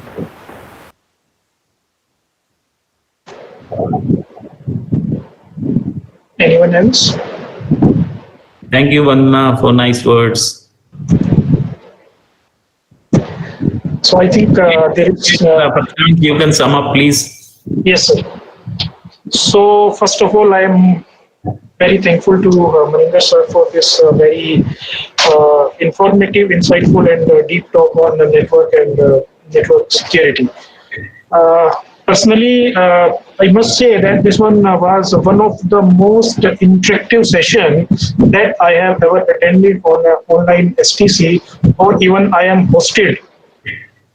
So it is really amazing experience, sir, and we actually as a teacher also learn a lot how to handle these kind of session when we take in the class, and definitely I will use this experience and try to enhance my teaching skills also. So thank you, sir. And as far as this technical point are concerned, so I am very sure that this is very useful for our participants, especially for the PhD and research scholar who are working or who are thinking to be working in cybersecurity and allied areas. So those guys have very much to take out from this talk. So we are really thankful to Professor Maninder Singh sir who accept our invitation and deliver this wonderful and very nice talk. So thank you very much, sir.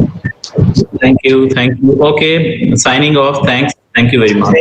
Thank you very much. Bye. Bye, sir.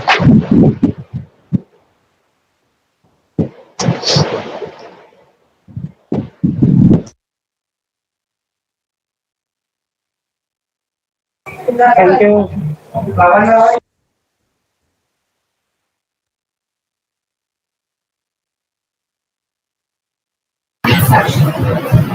Hello, sir. So please share. Yes, please. Sir, please share this recording. Okay, actually, this entire recording is available at our official NITJ channel. So please look at this at there. Otherwise, when this will be available to me via Google Meet, then I will share it. Please, sir. It's on. Sure. Okay, thank you. So, thank you, participants. Thank you very much for being here and your interaction with sir. So, I am also signing off at this moment, and we will be again on the same platform for the evening session of the day, where we will have Professor Naveen Chauhan from NIT Hamirpur, and he will going to deliver his talk on Internet of Healthcare things, security issues and in Internet of Healthcare. So thank you very much, participants. And as you know that there is no day-to-day feedback, we will share the feedback link tomorrow. That is the final day of the STC. after the session, first session. Right. So thank you very much, guys. So see you there at near about 2:50. Thank you. Just signing off.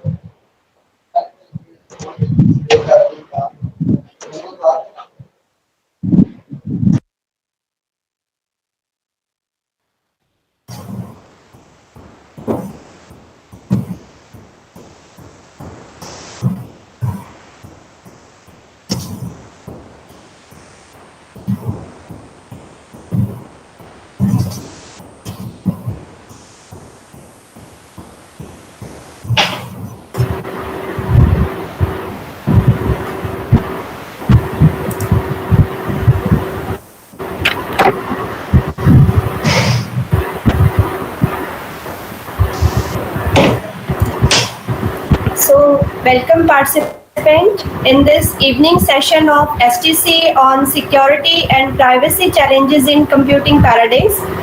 For this session, we have Dr. Naveen Chauhan with us. On the behalf of this organizing team, I welcome you, sir. So, dear participant, let me introduce Dr. Naveen Chauhan. Dr. Naveen Chauhan is an associate professor at Department of Computer Science and Engineering. He has joined the institute in January 2006. His research interests include mobile wireless networks with a special emphasis towards mobile ad hoc networks, sensor networks, vehicular ad hoc networks, Internet of Things, Internet of Vehicles, and their security aspects. Dr. Naveen Chauhan has excellent research contributions in these areas and has published research articles in large number of journals including SCI and Scopus Index journals. Dr. Naveen Chauhan is reviewer for various journals like Springer Journal of Wireless Networks, Journal of Optical Communication, Wiley Journal of Communication System. Dr. Naveen Chauhan has also handled externally sponsored R&D project in the field of post-disaster communication recovery using integrated mobile ad hoc network. Presently, he is rendering his service as Associate Dean, Examination and Evaluation, Faculty in Charge, Computer Center, and Faculty in Charge, Outsourced Multitasking Services.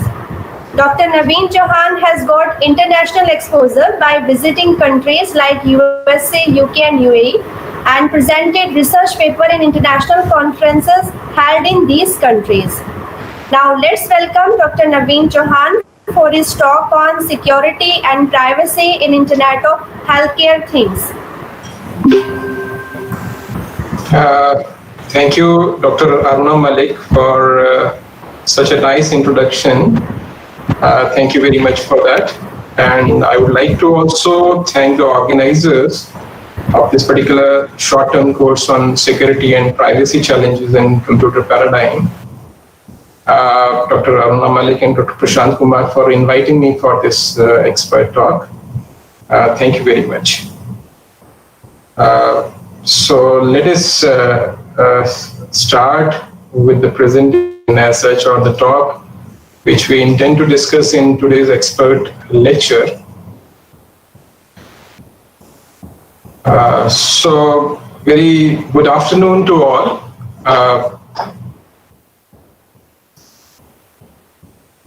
So here, very good afternoon to all the participants who have joined me for this particular talk on security and privacy. As I come to know that the security and privacy short-term course on security and privacy challenges in computer paradigm has started on 1st of September, and you might have come across different talks from the excellent people.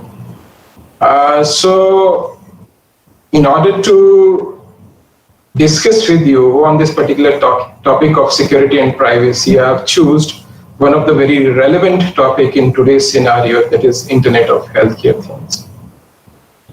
So this is my introduction. And as we can start with the Internet of Healthcare Things, this is one of the main area in the computing paradigm where we can think of providing certain solutions in terms of security or providing better healthcare services.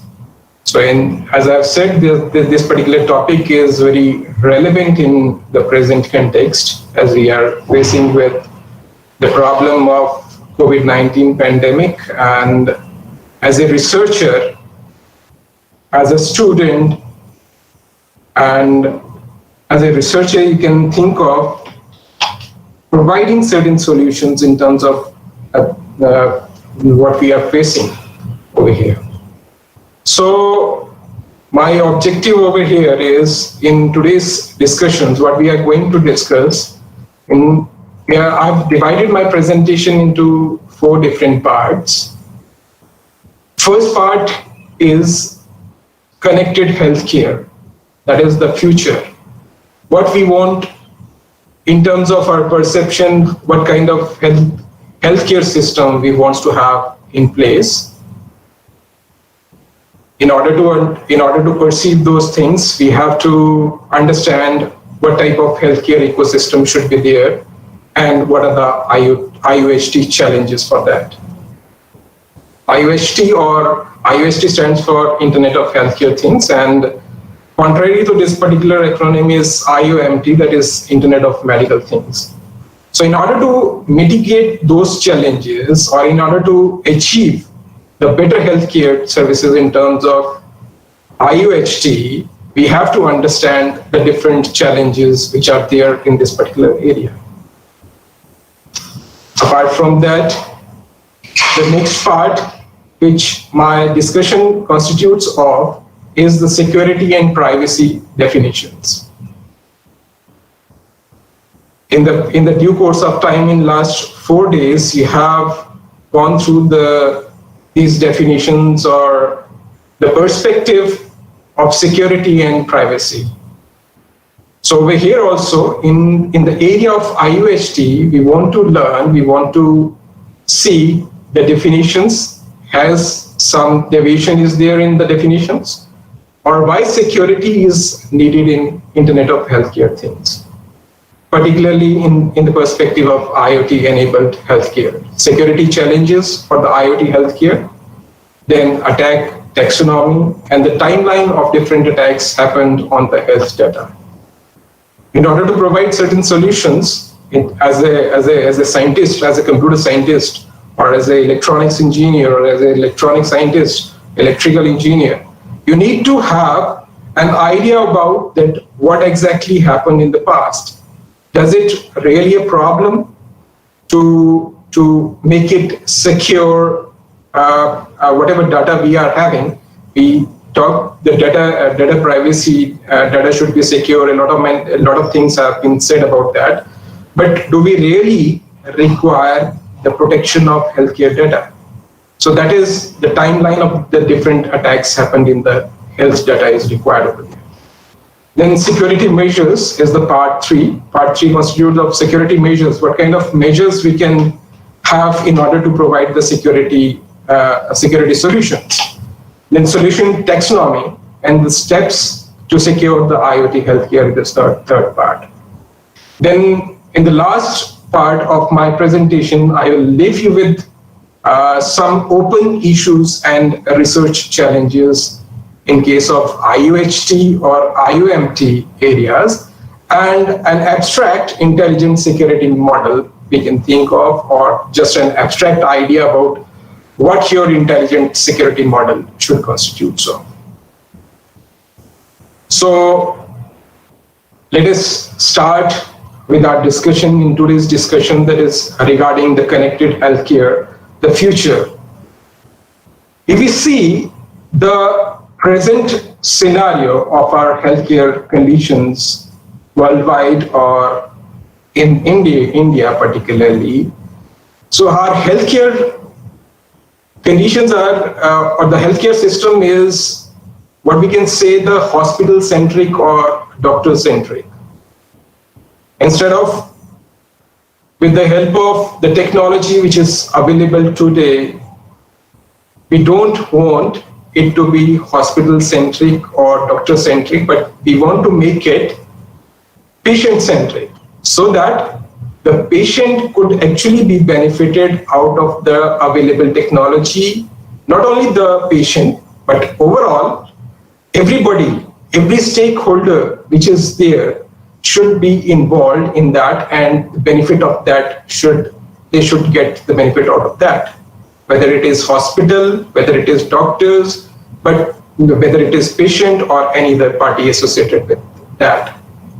So in order to achieve that, what we perceive over here is, in order to make it patient-centric, we want that the different devices, when we are talking about the Internet of Things, so your things over there should also constitute of the medical gadgets also, the medical equipments also, which should be made IoT enabled in order to get the benefit of these devices.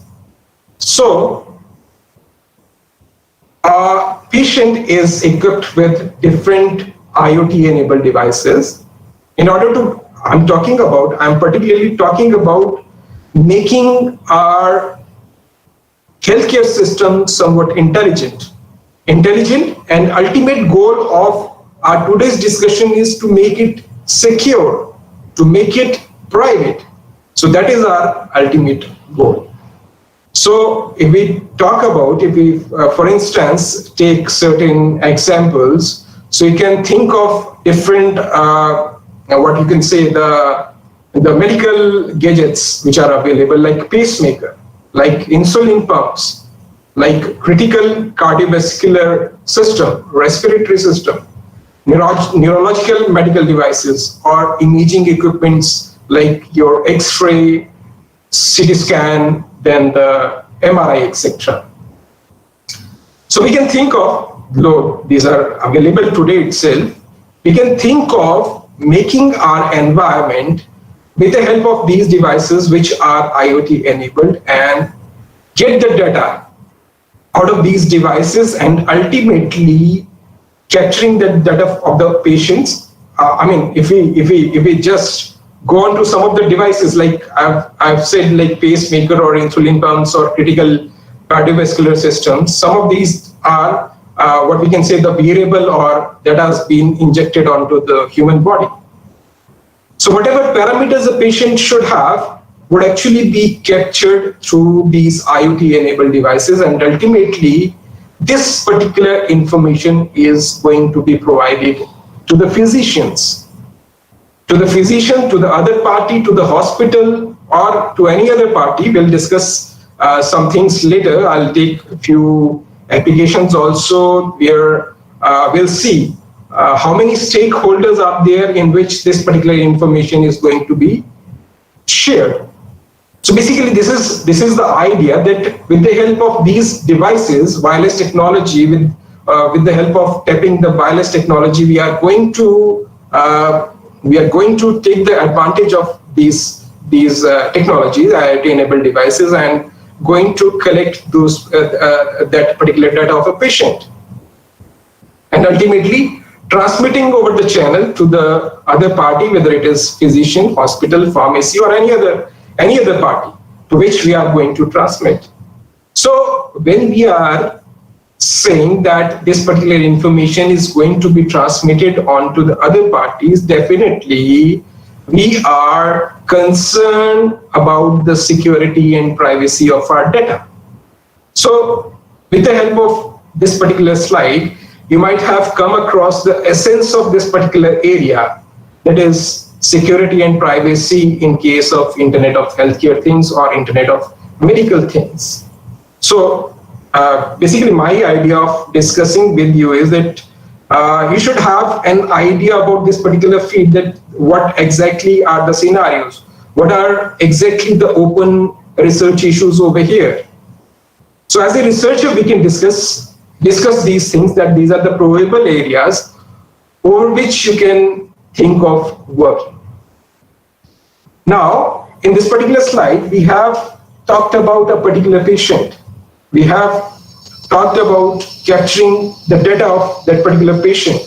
Now, if the number of patient is going to be increased manifold, obviously, with the billing capacity, and everybody wants to have the advantage of these devices, basically. So, keeping the population of our country into consideration, if supposedly 25, 30 or 40% or maybe more than that are capable enough to have these kind of devices which are going to capture the health conditions and ultimately transmitting over onto the channels and transmitting it to the hospital, definitely this is going to be a very, very good thing. But this cannot be discussed, or this cannot be thought of as a single entity. Many things are to be done. But as far as this particular part is concerned, if the number of patients, I'm coming back to that particular point, main crux of the story, I'm coming back to that particular point, that if the number of patients are going to be increased manifold, then that means the data is going to be increased manifold also, which will further increase the security issues.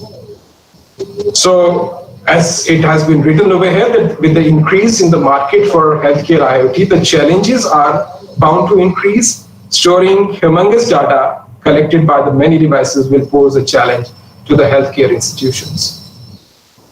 As this data will also be exchanged among other devices, the security issues will arise. Exchange of data. Exchange of data is transmitting of the data, where the security issues definitely come into picture. So these are some of the areas where we'll have to talk about the security issues. For example, I've quoted over here the combination of system technologies and generations. When we are talking about the combination of systems, technologies and generations, definitely we are having heterogeneous kind of environment where we have different type of systems in terms of your networking systems or your medical equipments, the different kind of technologies, different type of generations in terms of the humans, as well as different type of generation of equipments which are lying in the hospitals or which are lying at the central level, who is coordinating all these things. So heterogeneous kind of environment should be there. As a combination. So definitely, if this is a heterogeneous kind of environment,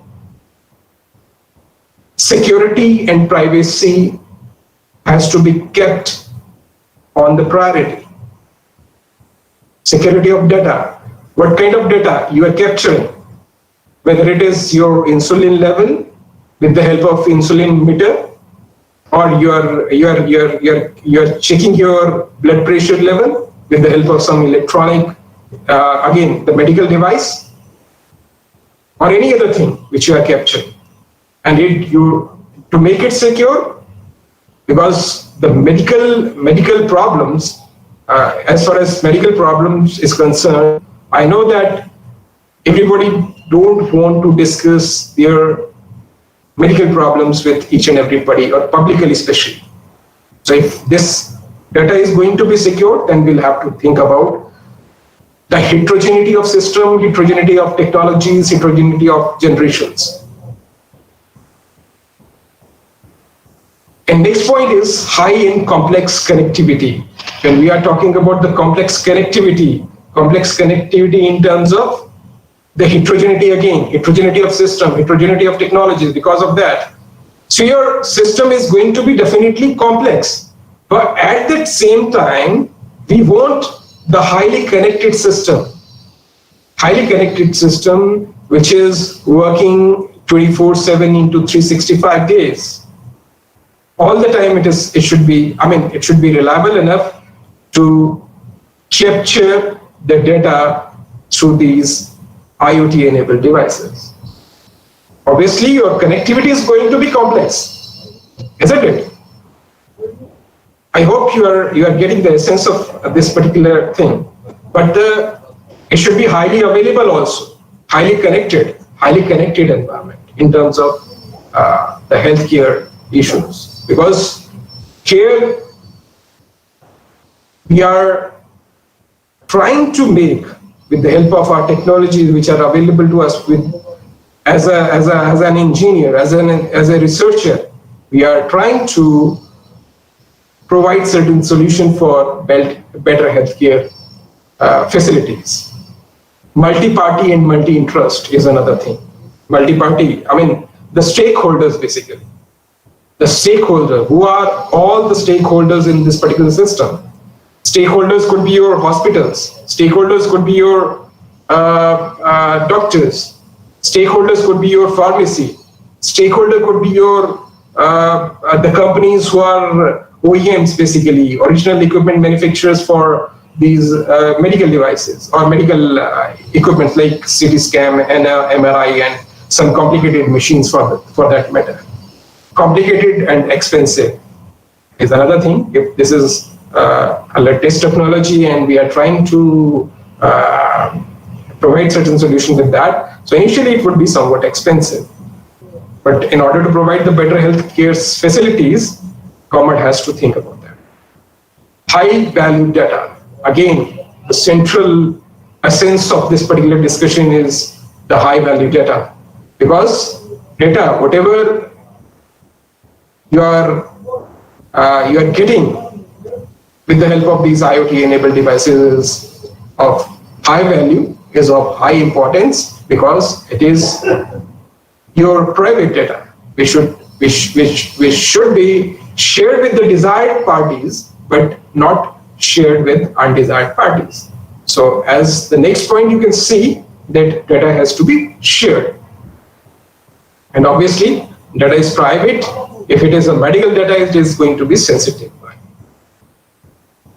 Now, mobile everywhere, we can think of providing certain solution, because this is something apart from your pacemakers, apart from your insulin recorder, apart from your BP recorder. This is somewhat a gadget which we are carrying everywhere. So this is going to be a positive thing for us. That mobiles are here, and with the help of these mobile devices, you are going to communicate to the other parties, basically. No standardization is not at all required. Standardization procedure, if it is a heterogeneous system, combination of different system technologies and generation, there has to have some standardization of the devices. So this is our concern. So this is the perception, this is the future healthcare, what we want to have in our worldwide firstly, then in our country, then to our cities, then to our homes, and with the help of the technology, we want to tap the technologies available today and try to take care of these things, and primarily the security and privacy of the data.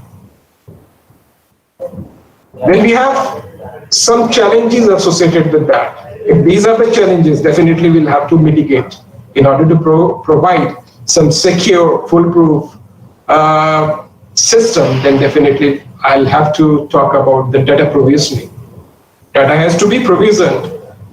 Until unless you are not going to provide the data, provisioning of data is not there, how somebody on the other hand, doctors or the pharmacy or your HMOs, that is health management organizations, can help you to provide with the remedy or diagnosis, basically.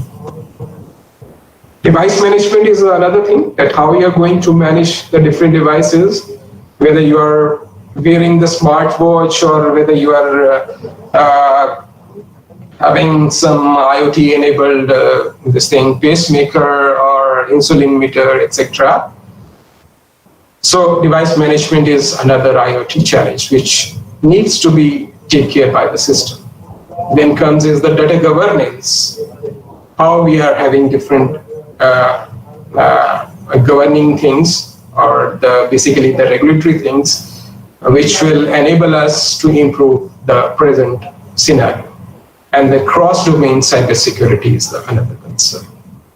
So before discussing each and everything about the data provisioning, device management, data governance, cross-domain cybersecurity, let us see something about the healthcare ecosystem.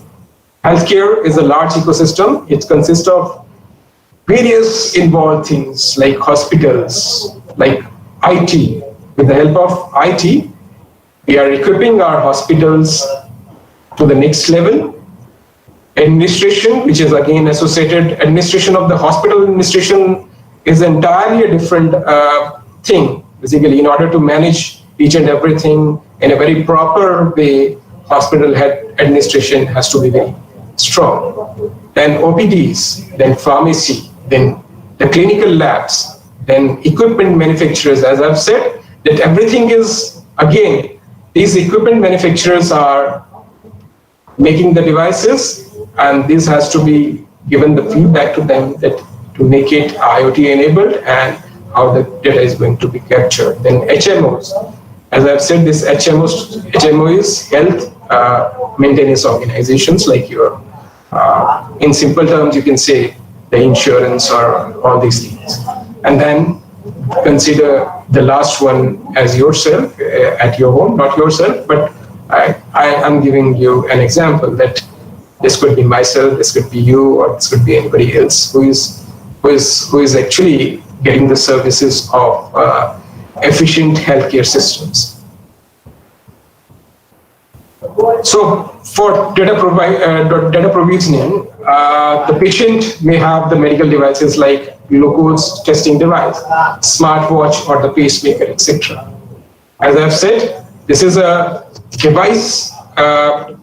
This is to be communicated to the other parties with the help of mobile phone or the wireless technologies. With the help of the available technologies, what are the available technologies? We have Wi-Fi, we have 3G, 4G, 5G, Bluetooth. These are the all available technologies. And this LORA, this stands for the long range, which is a spread spectrum modulation technique. LORA, devices and wireless radio frequency technology, is a long-range, low-power wireless platform that has become a de facto technology for IoT-enabled devices. This is a thing which is required, which is a de facto technology for IoT. In order to make it successful IoT-enabled devices, LORA, long-range modulation technique is available to us. So this is one of the scenario. This was regarding providing the data provisioning with the help of different IoT-enabled devices and the different communication technologies available to us. Then comes is the device provisioning. Device provisioning is a process of preparing and equipping a network to new devices to prepare new services to its users. Like you're having this gadget, which is insulin meter. So this has registered this device. What is your device ID? This device has to be registered with the administration of the IT department, who is taking care of all these certification, whether this is some legitimate users or not. Which certificate, where stored, and how shared. Now sharing, we want everything to be shared. We want everything to be reliably communicated to the other parties, but the sharing is the concern. Sharing is the concern. You are sharing it onto the open channels, either through wired or wireless media, and this is very much prone for the attacks. So how your device provisioning or ID sharing would actually happen? How will identity information will be shared among the different locations? For example, you are capturing your data from the home. I mean, you are all the time, most of the time you are at home or the office, wherever you are capturing the data or the information onto your device at your respective locations. And ultimately, this is going to be the ID sharing, basically the equipments are going to be shared among the different stakeholders, like with the hospital administration, with the equipment manufacturer, who are ultimately keeping each and everything on a third-party cloud, and HMOs. So with the help of these ID sharing, or the certifications basically, which we are sharing over here, will give you an idea that this is very much needed in order to provide the secure and reliable solutions, in order to provide the secure and privacy to your data. Now, with the help of, presently we are at the 4G, and we can think of providing some solutions with the help of device provisioning, with the help of IoT technology, where we'll talk about the vertical and horizontal slicing. Horizontal and vertical slicing is nothing but the dedicated slicing of the mobile network in terms of which facility or which part of the network required how much data or how much bandwidth is required over there. So, for example, from the first figure, you can note it down, the public safety slice. This relates with the public safety slice, that is a dedicated channel, vertical channel in terms of the public safety. So as has been written over there, another is IoT slice. IoT-enabled devices are all getting their share of their slice out of this IoT slice only. And another is IPTV slice. So kind of these are just the example. So, but the dedicated services are possible over there in the 5G. Where networking slicing, network slice in terms of vertical and horizontal. Every entity can have its own network and subscribers. It facilitates the network optimization for different use cases. It facilitates the automation and programmability. It also isolates the control plane and data plane, and hence shared resources can be effectively utilized. And another type of slicing in terms of horizontal type, we are talking about the symmetric downloads, uploads, best effort, delay sensitive, and capacity sensitive. So this is another kind of scenario where the slicing is on to a different level basically. How many downloads are required, how many uploads are required. Your application is delay sensitive or not. If it is delay sensitive, it is a real-time application, then definitely you'll think about providing the dedicated services to the entire application. The capacity sensitive and best efforts are the other example. These are just the idea to provide the dedicated thing or mobile provisioning with the help of network slicing. Where each entity can have their own network and subscribers. There is no intermingling, there is no interference among the different subscribers or different networks. So each entity can have their own network and subscribers. I hope this is clear to you. This is just an idea.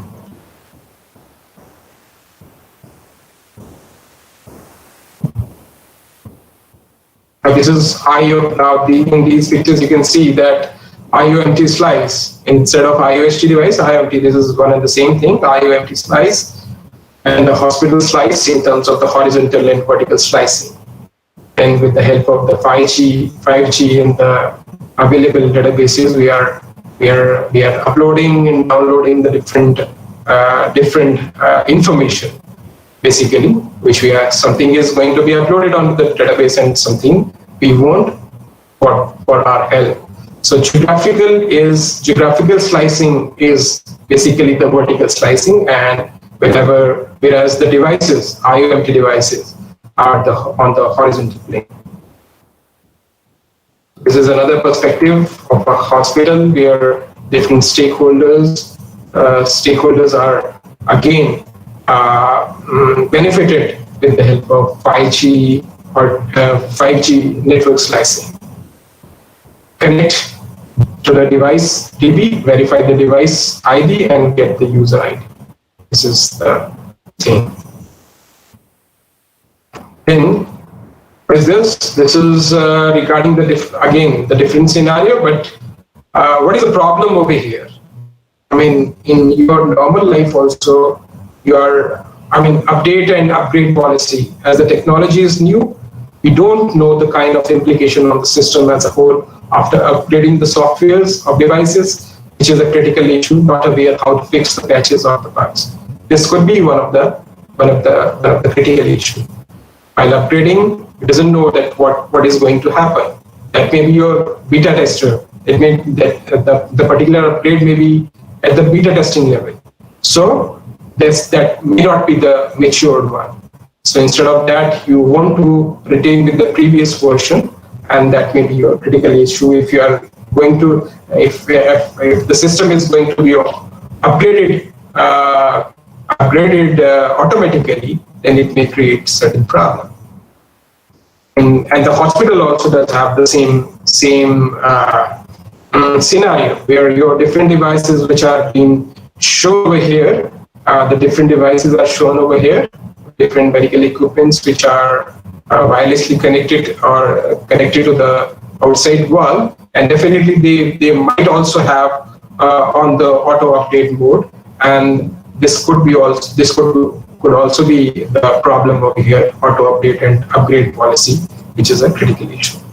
As far as device management is concerned, once an IoT device is installed, it is not a fire and forget scenario. There will be bug fixes and software updates needed. Some devices will fail and need to be repaired or replaced.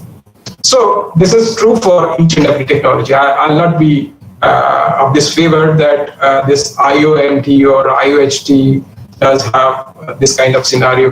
We don't want it to be fire and forget, install and forget kind of thing. But definitely, in order to make it mature, in order to make the technology mature, everybody, the companies, the doctors, the engineers, everybody has to give the solutions that could be the probable better solution and provide the bug fixes and software updates if we are talking about the technical part only. Otherwise, the feedback can also be taken from the stakeholders in terms of the doctor itself, and how they want the things to be.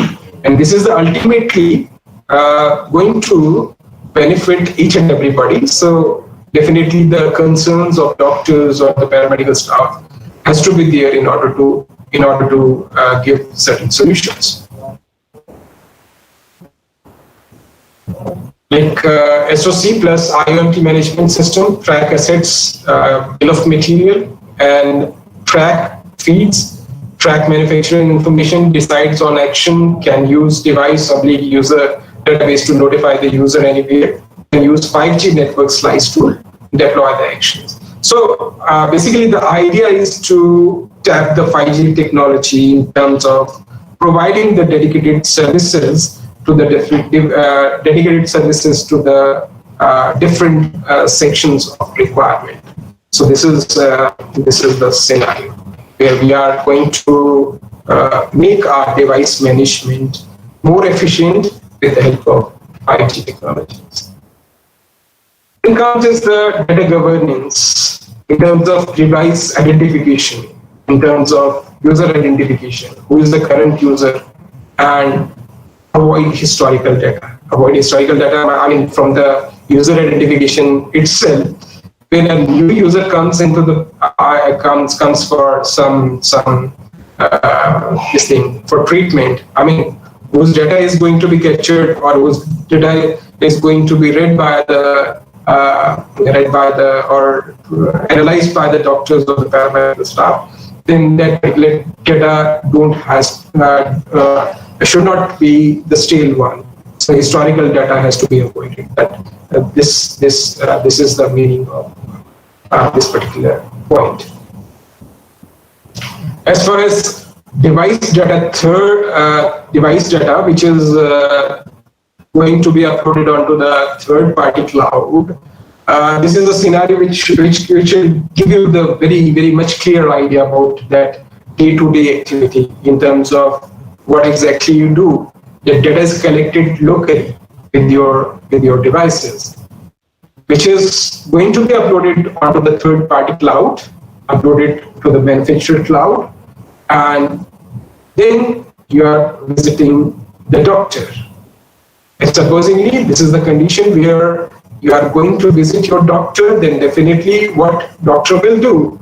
Doctor will try to fetch or to pull the data from the cloud. And this is going to be pulled by the OPD, by the doctor, that will come onto his screen or whatever media they are using, that particular data is pulled. For example, he wants to read about your statistics for the last 1 week, and you are visiting your doctor, and then definitely that particular data of yours has to be pulled. That data is to be pulled, and data is updated to the HMO/hospital. I mean, whatever is the previous data available to them, that data has to be updated at the hospital or the health maintenance organizations. I mean, hospital or the insurance companies, etc. So, I mean, a lot of transaction of the data is there from the home to the third-party clouds, to the OPDs, to the HMOs, or any other equipment manufacturers, etc. So the question over here is, can we trust the data or can we debug the data? The question over here is this. Then data governance, big data. We have talked about the big data a lot many. I mean, there is a very hype of this particular big data. And onto the top of that, with the help of AI techniques, can we trust the data? Can we debug the data? And with the help of hash and blockchain, like security mechanism, hash IOFD medical records has to be provided, has to be secured. Insert a hash into the blockchain. Use hash at any point in time to verify the record. Share hash with other blockchain members, and this could provide you certain solutions in terms of providing the security.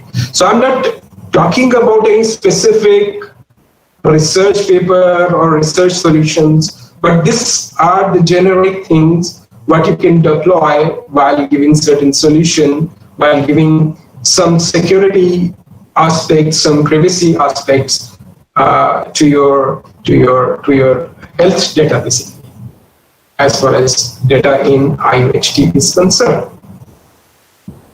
Cross-domain cybersecurity is what?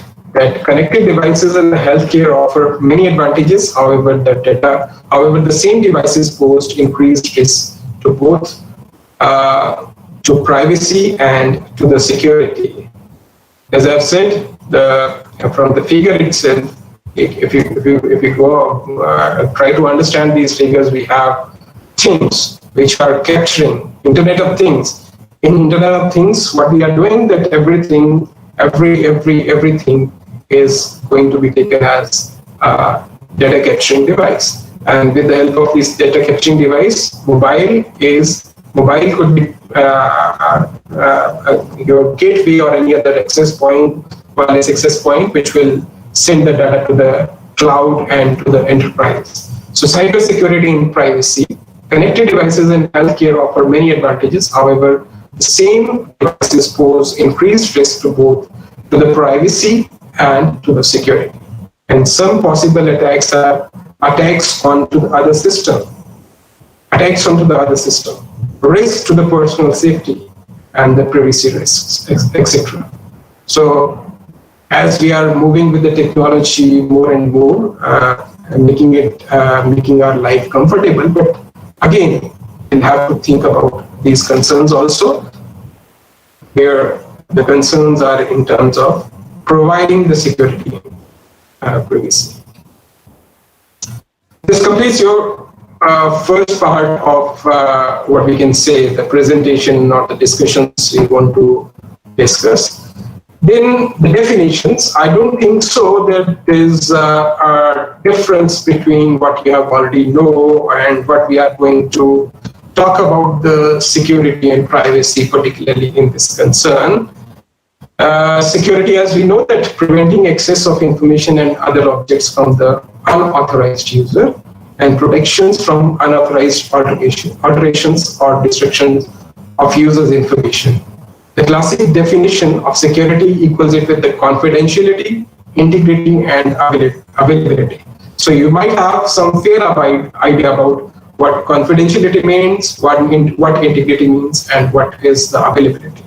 And privacy of data, ensuring that the individual maintains the right to control what information is collected about them, who maintains it, who uses it, how it is to be used, and for what purpose this is going to be used for. So this talks about the privacy. So this is the security and privacy.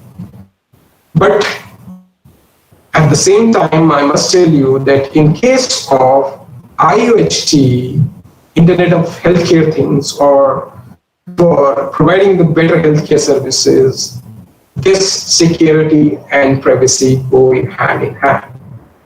Security services might constitute of, basically these are the standard things you have come across as the initial topics while studying the security course. That is the confidentiality, integrity, availability, access control, authentication, non-repudiation, and notarization. So these are some of the security services what we want to security services as a constituent part of providing the security services. We need to talk about these things.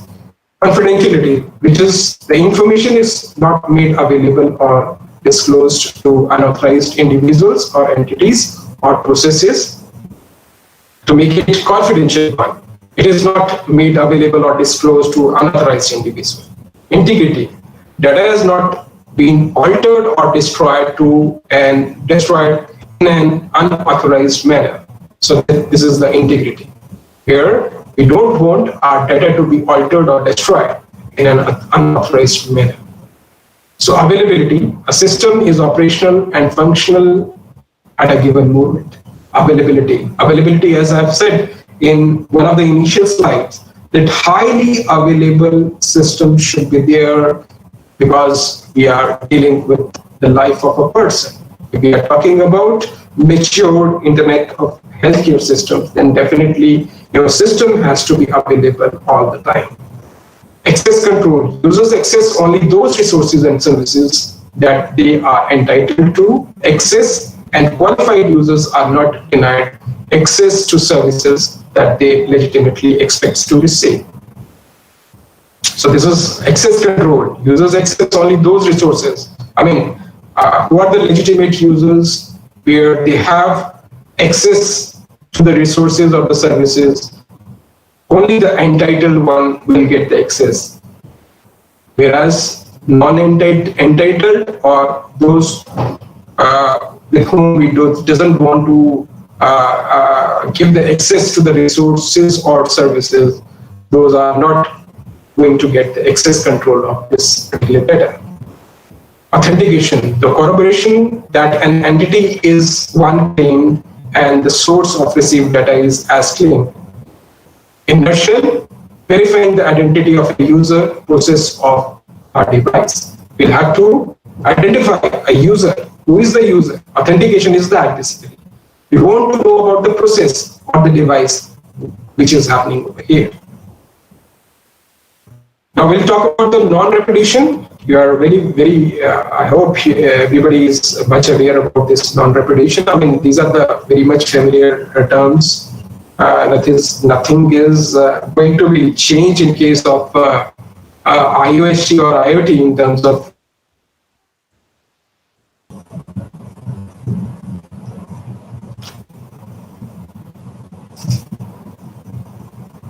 Hello? Am I audible now? Yes, sir, you are audible. Okay. Thank you so much. So can I get some feedback that on which point I was actually disconnected? Somebody can share?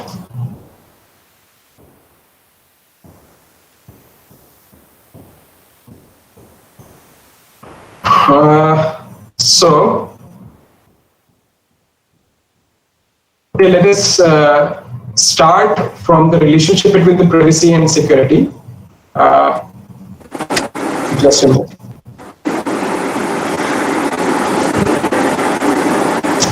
Hello? Sir, authentication was the last topic. Authentication. Sir. Okay.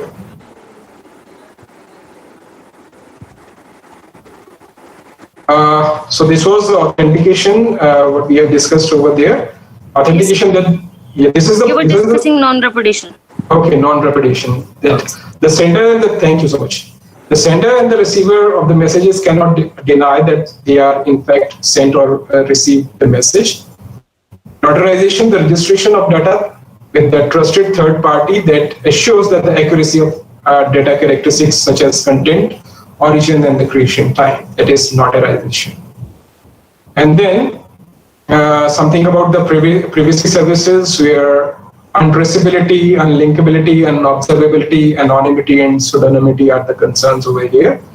That with the help of untraceability, we don't want to be traced in terms of data. That is making it difficult for an adversary to identify that the same subject performed a given set of actions. Unlinkability, hiding information about the relationship between any items such as subject, messages, and actions, etc. Unlinkability, that we don't want to give some hint that this is the relation between the previous data and the present data. So these are the hiding information about a relationship between any items such as subject, messages, actions, etc. Unobservability, hiding the fact that a message was sent as opposed to hiding the identity of the sender of the message. Anonymity, hiding information who performed a given action or who is described by the given data set. Pseudonymity is using pseudonyms instead of using the real identifiers. So as I've said, there is a relationship between the privacy and security, and particularly in case of Internet of Healthcare things, this go hand in hand. Privacy and security are distinct. However, in healthcare fields, the relationship between these two concepts is data protection with the help of security on one hand and privacy on the other hand. We are trying to make our data somewhat confidential. Protect our data is the ultimate goal of this relationship between the privacy and security. Now, why security? This is another very much concerned question, that with the rapid growth in IoT, healthcare industry is expected to witness a widespread adoption of Internet of Things. This will flourish a new e-healthcare solution using IoT-enabled medical devices and applications in next few years. And these healthcare devices and applications deal with the vital, private, and sensitive information such as personal health records and are connected with the global information network for anytime, anywhere access. This makes IoT healthcare domain possible target for the attackers. Therefore, to facilitate full adoption of IoT in healthcare industry, it is critically necessary to identify and analyze distinct features of IoT security and privacy. This analysis includes security requirement, vulnerabilities, threat model, and countless measures from healthcare perspective. So definitely, if we want to provide certain solution, then definitely we'll have to talk about the requirement. What are the different requirements of the system? What are the vulnerabilities? What are the threat models? And what are the countless measures from the healthcare perspective? So these are some of the things I'm giving a certain idea, some basic idea about the security and privacy concern in IoT healthcare services. Security issues which are of importance over here is we are, with the help of some research, we are going to provide certain solution. So we should know the requirement and the challenges, and with the help of the security services, we want to mitigate the attack surface, on which surface this attack is going to happen, the different types of attacks, about the information or the security information about the adversary, the risk associated with that, and the consequences associated with that. As far as security issues for the physical object is concerned, we want physical attacks to be mitigated or to avoid basically these physical attacks. And these are the denial of service attacks. Denial of service on RFID with the help of jamming the RFID, denial of service, desynchronizing attacks, kill command attacks, denial of service on wireless sensor network, no destruction, jamming, sync flood attack, denial of sleep attacks, etc. Security issues for the physical objects is integrating RFID into IoT, integrating wireless sensor network into IoT, unauthorized data access control. As I've said, that access control is to give the access to the legitimate users, whereas non-legitimate users should not get the access. So this could actually be prevented with the help of the identification and authentication. Security issues for communication technologies like secure wireless PAN/LAN communication technologies, secure wireless WAN communication technologies, secure transmitted data, secure IoT communication protocol for constrained resource environment, and secure communication in data link layer, adaptation layer, network layer, transport layer, application layer. So basically you'll have to think about the different layers on for which layer you are going to provide the secure solution, whether it is data link layer, whether it is adaptation layer, whether it is network layer or any other layer for that matter. Security issues for applications, security issues for health cloud computing, that is to secure data access, data protection, big data, real-time information processing, web application attacks like SQL injection attack, denial of service on application layer in terms of reprogramming attack or path-based DOS attacks, etc. And the risk of patient privacy exposure, threat of cyber attacks on privacy, data waste dropping by data confidentiality, location privacy, identity threats, and privacy of the stored data in terms of unlinkability, anonymity, and identity management. So these are the, further in this particular slide, what we are going to discuss is about the privacy issues corresponding to the IoT solution and the corresponding IoT solutions. If we have some physically health records exposure, I mean, in the initial slides, I was talking about capturing the data with the different IoT-enabled devices. Then definitely this physical health record exposure is in terms of transmitting this health records onto the transmitting channels.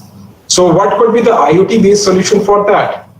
The IoT solution for that could be encryption before outsourcing. That is, we do encryption before it is going to be transmitted, dividing health system into different domains, analyzing sensitive data to be private or not. Cyber attacks, detection methods, and system recovery. I mean, your IOHT-based solution should be to detect the cyber attack. What are the different mechanisms to detect the methods? Or if some attack happens, then how you are going to recover your system. Data eavesdropping and data confidentiality, data hiding and cryptographic techniques, identity threats and privacy of the stored data in case of pseudonymization of medical data and identity management, anonymity, etc. We also want our location to be somewhat private with the help of by applying certain security protocols. So that is going to happen with the help of that. Security requirement of IoT-based healthcare is pretty much similar to those in standard communication scenario. So these are nothing new terms in terms of IOHT, confidentiality, integrity, authentication, availability. This all has been discussed. As far as confidentiality is concerned, this ensures no unauthorized access to the medical information, because this information is very much private to us. Needs some private to us, prevent eavesdropping of confidential messages. And integrity is to ensure no alteration of adversary in received data, no compromisation on integrity of stored content, Authentication is to ensure the identity of peer IoT health device with which it is talking. Availability, as I've already discussed, to ensure the survivability of IoT healthcare services in terms of local or global or cloud to the authorized user even when the DOS attack happens, to make it available, the infrastructure 24/7 into 365 days. Data freshness include the freshness of the key and the data both. It is necessary because IoT healthcare network deals with time-varying data, which is varying with the time. Obviously, your doctor has prescribed you something depending upon the previous data. Now, with the help of the new parameter which it has captured, you want to change some prescription of his. So implies recency of data and ensures no adversary reply old messages. Non-repudiation, authorization are already been discussed. Resiliency. Security schemes must protect network, device, and information from interconnected or compromised device. Fault tolerance, that is to basically security schemes must continue to provide its security services even if fault, in case of device failure, in case of software glitch, in case of compromised node, etc. occur. So your system, your Internet of Healthcare system should be robust enough to provide some fault tolerant solution. If some fault occurs, then you should have redundancy in the system in order to provide a certain solution for that. Self-healing. Medical devices may fail or run out of use. Remaining or collaborating devices should enable minimum level of security. So self-healing. Medical devices may fail or run out of order, basically. Remaining or collaborating devices should enable minimum level of security. So self-healing is somewhat required or somewhat desired. Mutual authentication achieved by using authentication protocols such as Kerberos authentication, because transport layer cannot alone verify the communicating users or device. Anonymity, the identity of both patient and doctor need to be proved during login phase to prevent the privacy from the compromise. It is difficult to get it as both the parties are encrypted with the symmetric key encryptions. Untraceability, as we have already discussed that this particular point, untraceability, the probability to get identity of user is high if an attacker traces the communication exercise. This can jeopardize the privacy. Perfect forward secrecy used for the key agreement. Protect future key and password agreement sessions, and from previous one, session key is encrypted with many cryptic algorithms. Attack resistance, fight back against the attacker.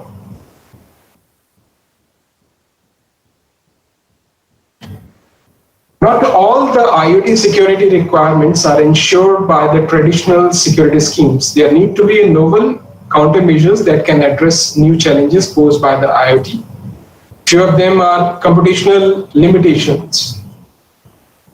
Now, just think of a scenario in IoT healthcare where devices are embedded with low-speed processors, less powerful CPU, because they don't want some processing. They don't want anything of processing importance. So definitely IoT healthcare devices are embedded with low-speed processors, less powerful CPUs, which are computationally expensive. Operations are not expected to be performed in such devices.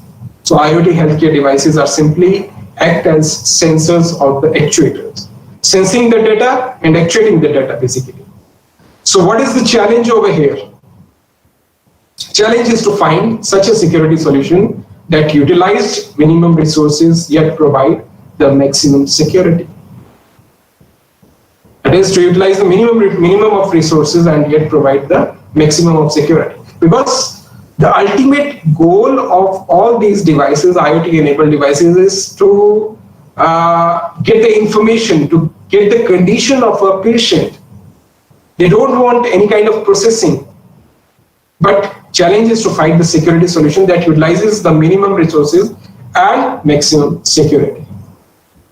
Memory limitations are also there because they don't want to, as the objective of all these devices is to find out the medical conditions of a patient. So these devices does have the limited memory. IoT healthcare devices have low on-device memory. Such devices run on embedded operating system software, and an application binary. Therefore, the memory is not sufficient to execute complex security schemes. Energy limitations is another thing. Devices are powered with limited battery. Switch form active and power saving mode when sensing not required to conserve the energy. Minimize CPU utilization when no processing is going on. Energy constraints make to find energy aware security algorithm. And that's a challenge. I hope with all these discussions, whether we are talking about the security challenges, you can find out any particular area for your research where we can think of finding out the solution of energy limitations. If it is energy has to be conserved in that particular direction, you can think of. Or, for example, the next main point or next main challenge is about the mobility. IoT-enabled healthcare devices are mobile in nature. Basically, these are being carried away with the patient, basically, who is moving, who is on the move, and carrying these devices with himself or herself, and must be connected to interact with even while on move. So different networks have different security configurations and settings. Therefore, developing a mobility compliant security algorithm is a serious challenge. So you can think of, you can get an idea of developing a mobility compliant security algorithm also. So these are all the areas where you can think of working as a technocrat, as a researcher, as a computer engineer, electronics engineer, or whatever it may be, electrical engineers for that matter. Because we have to think about the interdisciplinary approach for that matter. If this is the scenario of IUHD, definitely we'll have to take doctors, paramedical staffs, and other OEMs onto the board in order to solve these problems. Scalability is the next one. That number of IoT devices are gradually increasing with the time.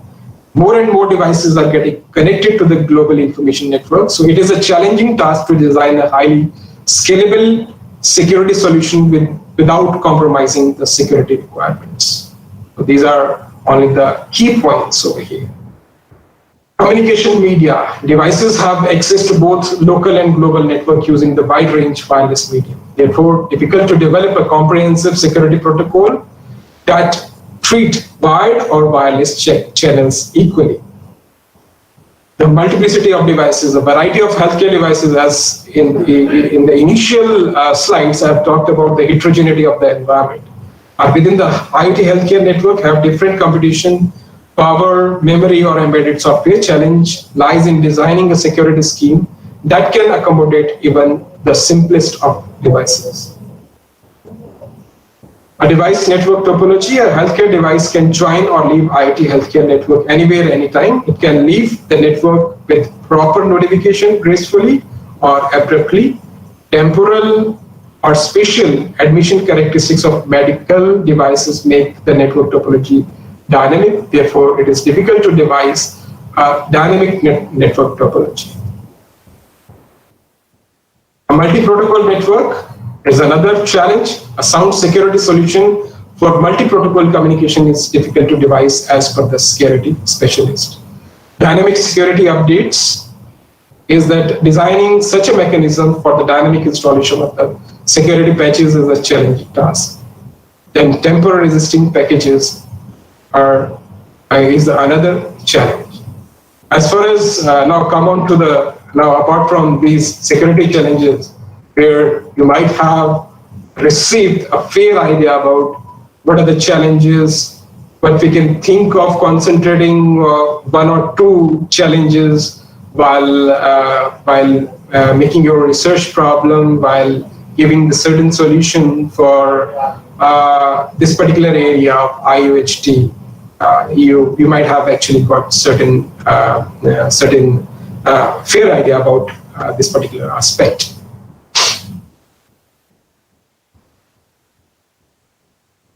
So as far as attack taxonomy is concerned, which continues evolvement of IoT paradigm, attackers may devise different security threats to compromise existing as well as future IoT medical devices and networks. A classification of the existing and potential threats is highlighted on the basis of information-specified compromise, host-specified compromise, and network-specified compromise. These are the loopholes from where exactly you can get the potential threats for your information, for your data, information on the specified compromise, host-specified compromise and the network-specified compromise. Attacks based on the information disruptions are interruptions, that is DOS attack launched to cause link failure or link availability. Such attack threatens the availability of healthcare network and their services and network functionality and device responsibility. Nowadays, you might have heard about the telemedicine or this kind of scenario in different healthcare facilities, which are available in India also. Telehealth services, telemedicine kind of thing. So these are on their way towards this IOHT. So this is the thing over here.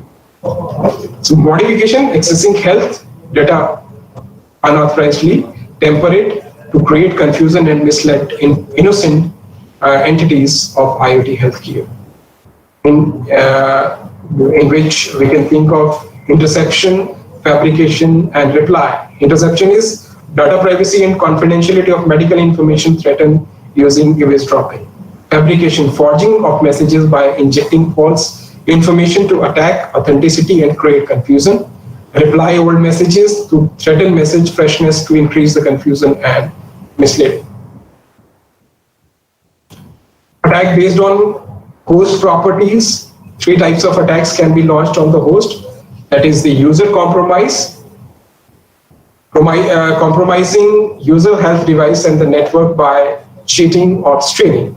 Hardware compromise, tampering with the physical device to extract program code, keys, and data. Adversary can reprogram it and make it compromised device with the malicious code. So this could actually happen if some physical attack is there. Software compromise, taking advantage of software such as OS, system software and application, vulnerabilities and glitches, etc. And forcing an IoT healthcare device to malfunction or dysfunction in terms of buffer overflow and resource exhaustion. So these are the attack based on the network properties, standard protocol compromise, network protocol stack attack. These are the attacks based on the network properties. I mean, as far as the security physical layer, MAC layer, adaptation layer, 6 low WPAN network, IPv6N with the RPL transport, middleware, and application layer. So attacks could also be possible over there. So to make your system somewhat resilient, you'll have to think about certain solution. These are the possible attacks in different layers, where you can think of, or you can just see the things are happening over here in terms of the physical layer. Sensors does have the attacks like DOS attack, malware attack, physical attacks. Likewise, communication layer does have eavesdropping, spoofing, routing attacks. SQL injection and phishing attacks are there in the application layer. So different type of things are there. Different types of attacks are there basically.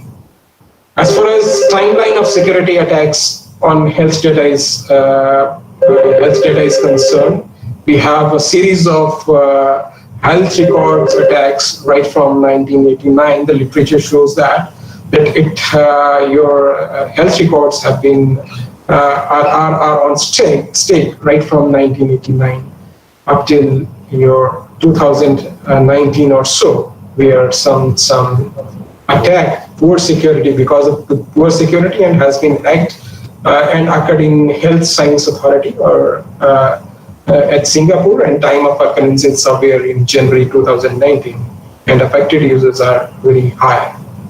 Likewise, we have another in the Singapore also in the same February 2019 and October 2019. So these are some of the things, some of the timeline of the security attacks on the health.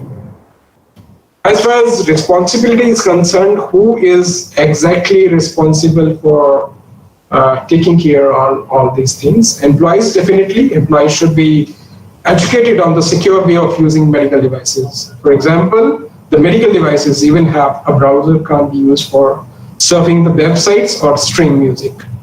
Healthcare organizations should increase their focus on security. They need to watch out for potential hazards, propagation of malware, and latest software updates, etc. So these are the, as far as taking the responsibility is concerned, who all can make the concept of Internet of Things, IoT, better healthcare facilities, who can make it somewhat better. So we all are the stakeholders over here, and definitely think of improving the systems by our small changes in our behavior. Like in case of employees, this was just an example quoted over here. Healthcare organizations should increase their focus on security. They need to watch out for potential hazards, propagation of malware, latest software updates and devices. Provides cloud services should have control over the security of data access point being used to transmit the data. And regulatory body's primary concern is security of personal health information stored and conveyed through the connected devices. For this, they need to provide adequate and consistent legislation. What needs to be done? Needs to be done in terms of authentication, encryption, and integrity. Manufacturers need to issue certificates for healthcare devices and validate identities to make sure that only authorized users, messages, or services have access to the devices. Certificates creates an encrypted link and allow healthcare information to be transmitted privately, and certificates sign messages sent to a medical device to make sure that they remain unaltered and aren't intercepted. So these are the actions that can be taken at the stage of design production of the medical connected devices. So as I've said, everybody is the stakeholder over here, whether it is equipment manufacturer or whether it is paramedical staff or whether any HMO, that is health maintenance organization, etc. So this needs to be taken care of. Healthcare organization, to prepare and remain as secure as possible, there are several steps that healthcare providers could take. Checking the authentication certificates, several level to impose several level of security, and then security testing, etc. Culture of security has to be adopted in our system. The current measures, security measures are sensitive. Medical information must kept secure from all kinds of threats that can harm. Some are your hardware solution for that, and some are some software solution. Like TinySec, it attains link layer encryption and authentication, whereas biometrics employ a self-body as cryptic key. For example, the same EEG signal recorded by two different sensors can use as a key generator of symmetric key cryptography. As far as these standard protocols are concerned, ZigBee security services have supplementary security services including authentication and key exchange. Bluetooth security protocols are there in terms of link manager protocol, and wireless security protocols are in terms of WEP, WPA, WP82 used for the security purpose. So this is the main concern. I mean, you can go on to the details of these, whatever security protocols are available to us for the different scenarios while tapping the different wireless technologies. Hardware encryption, elliptic curve cryptography, encryption techniques with the help of symmetric key encryption, conventional public key encryption, identity-based encryptions, etc. As far as solution taxonomy is concerned, we can actually divide the solution taxonomy for security and privacy in IoT healthcare in terms of different aspects. From the figure, from this particular slide, you can think of the taxonomy for providing solution for security and privacy in IoT healthcare system is through scheme-based. Now in scheme-based, you have password or biometric, and if we talk about the password, you have authentication and access control. In terms of biometric, you have fingerprints, iris, retina, digital signatures, and all. In all the different type of taxonomy, which is ML-based, machine learning-based, processing-based, where we talk about distributed, centralized, and decentralized in terms of for computing, cloud computing, and blockchain. There is some IoT-based security and privacy solutions to the Internet of Healthcare things.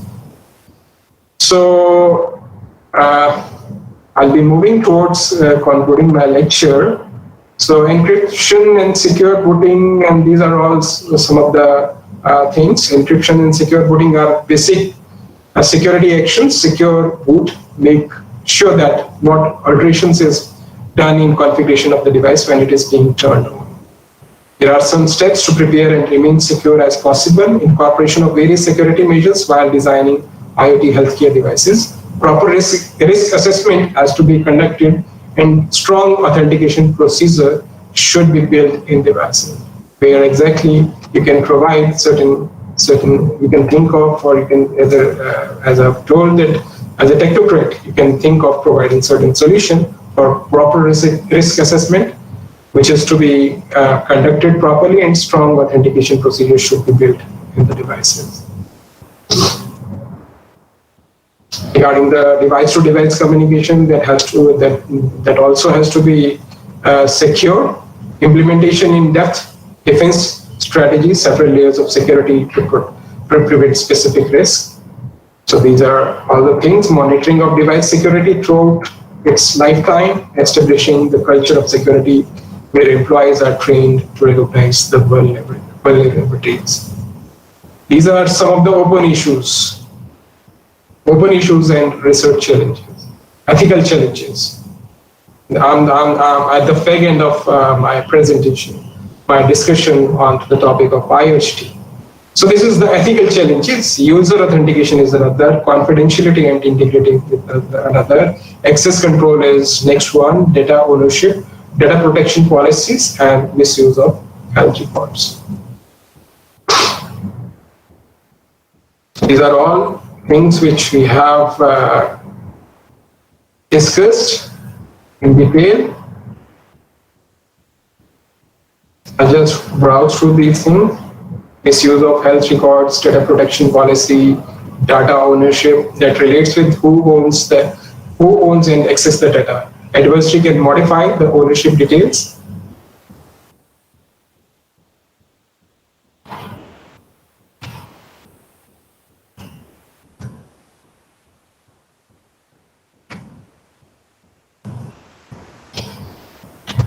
So, an intelligent collaborative security model, the paradigm of IoT medical, basically the IoT, what we are discussing, IoT medical is not yet robust and continue to develop. Therefore, it is challenging and difficult to identify all possible vulnerabilities, threats, associated attacks within it. While designing the tentative security solutions for predictable and apparent problems, the solution must be capable of meeting unforeseen, unpredictable issues. To achieve this, dynamic properties must be introduced in schemes such as ability of decision making on unnoticed problems based on experience and knowledge. Algorithms solving some attacks must be capable of at least identifying new threats using dynamic algorithms and algo based on artificial intelligence. So such a model is elaborated, which is the abstract model, basically what we can see over here, where we have some security concern and security services associated with that.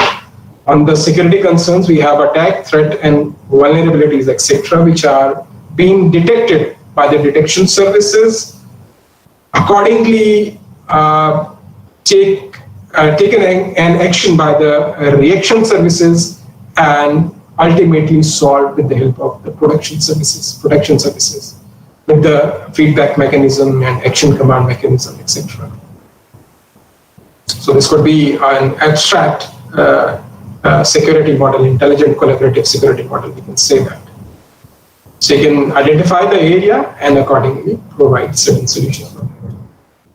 And the intelligent security model is collaborative and use most recent knowledge base. The schemes are as 3 services: protection services, detection services, and reaction services, etc. All these services are developed using dynamic algorithms, and there is a strong collaboration between these services to defend against the present, possible, and unforeseen attacks.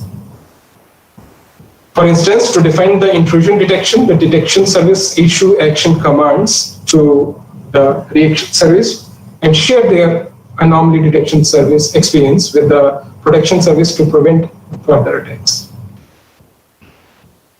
In response to the action commands from the detection service, reaction service eliminate the system malfunction risk and share its experience with the both detection and protection services. So this is how inter-service collaboration is being achieved. So this was actually the last part of my presentation. So I'm concluding my presentation over here by saying that this ultimately, whatever information I passed on to you, this is just the starting of the things in terms of the IOHT. We have discussed various points over here, that how exactly we can provide the solutions in terms of, we have taken certain application areas where we have talked about the some test cases that this could be the probable scenarios where you want to provide the solutions for that. So I hope I'm able to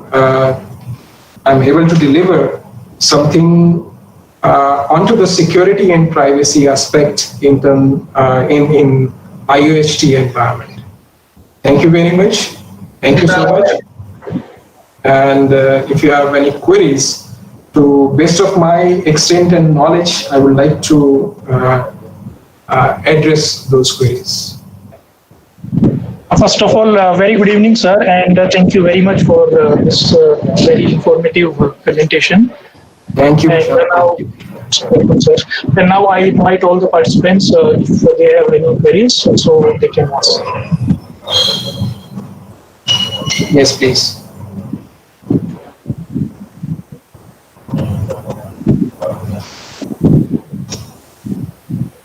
Yes, participants.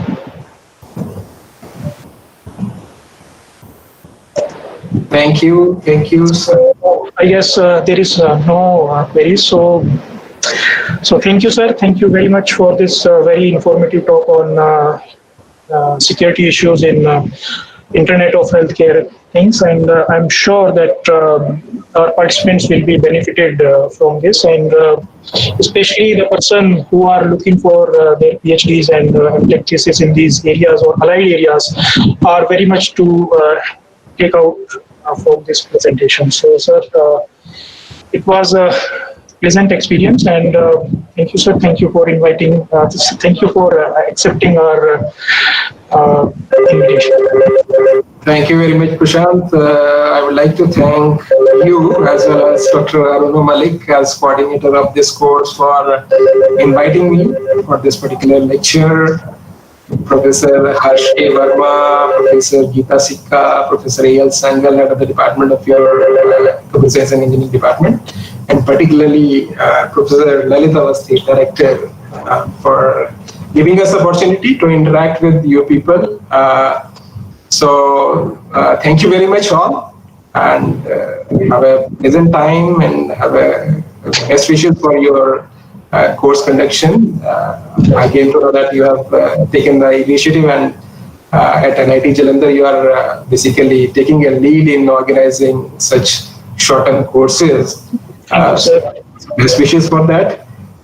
Once again, I would like to thank Director Singh. Thank you very much. Thank you, sir. Thank you. And thank you all. And if you want to reach me, you can reach me on my email ID, that is naveen@nith.ac.in. In any case, if you have any queries or any doubts, please. Sure. Thank you. Sure. Thank you. Thank you, sir.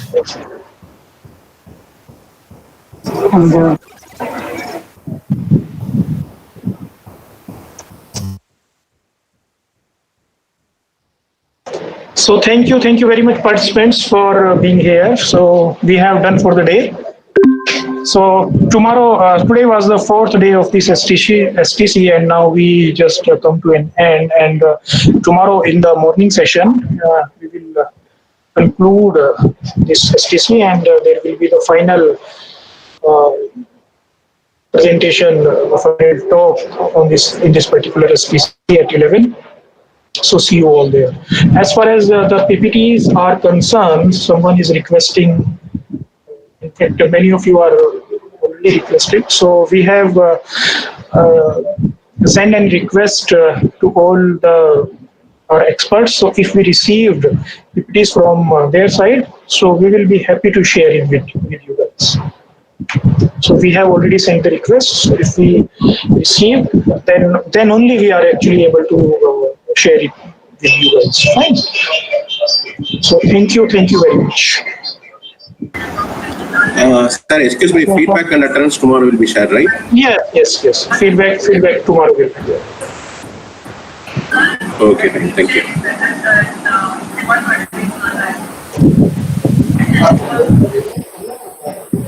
Thank you very much.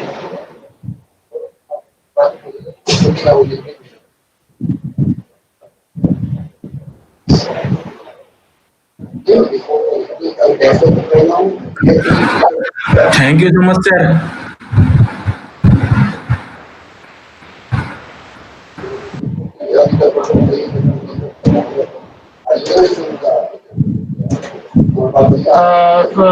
Bhaskar ji, as I just told you that we have sent the request to all our experts to kindly share their PPTs with us. So if they send to us, they share with us, then definitely we will share it with you guys.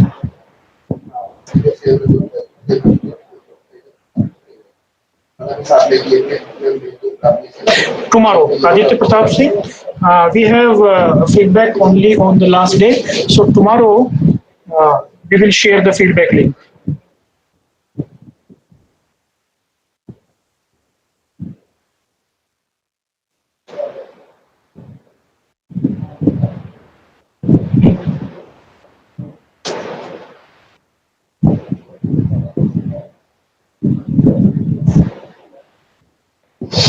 So once again, thank you for being here. See you on.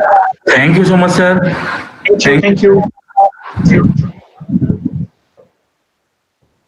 There is no any previous feedback link. We will take your feedback only on last day.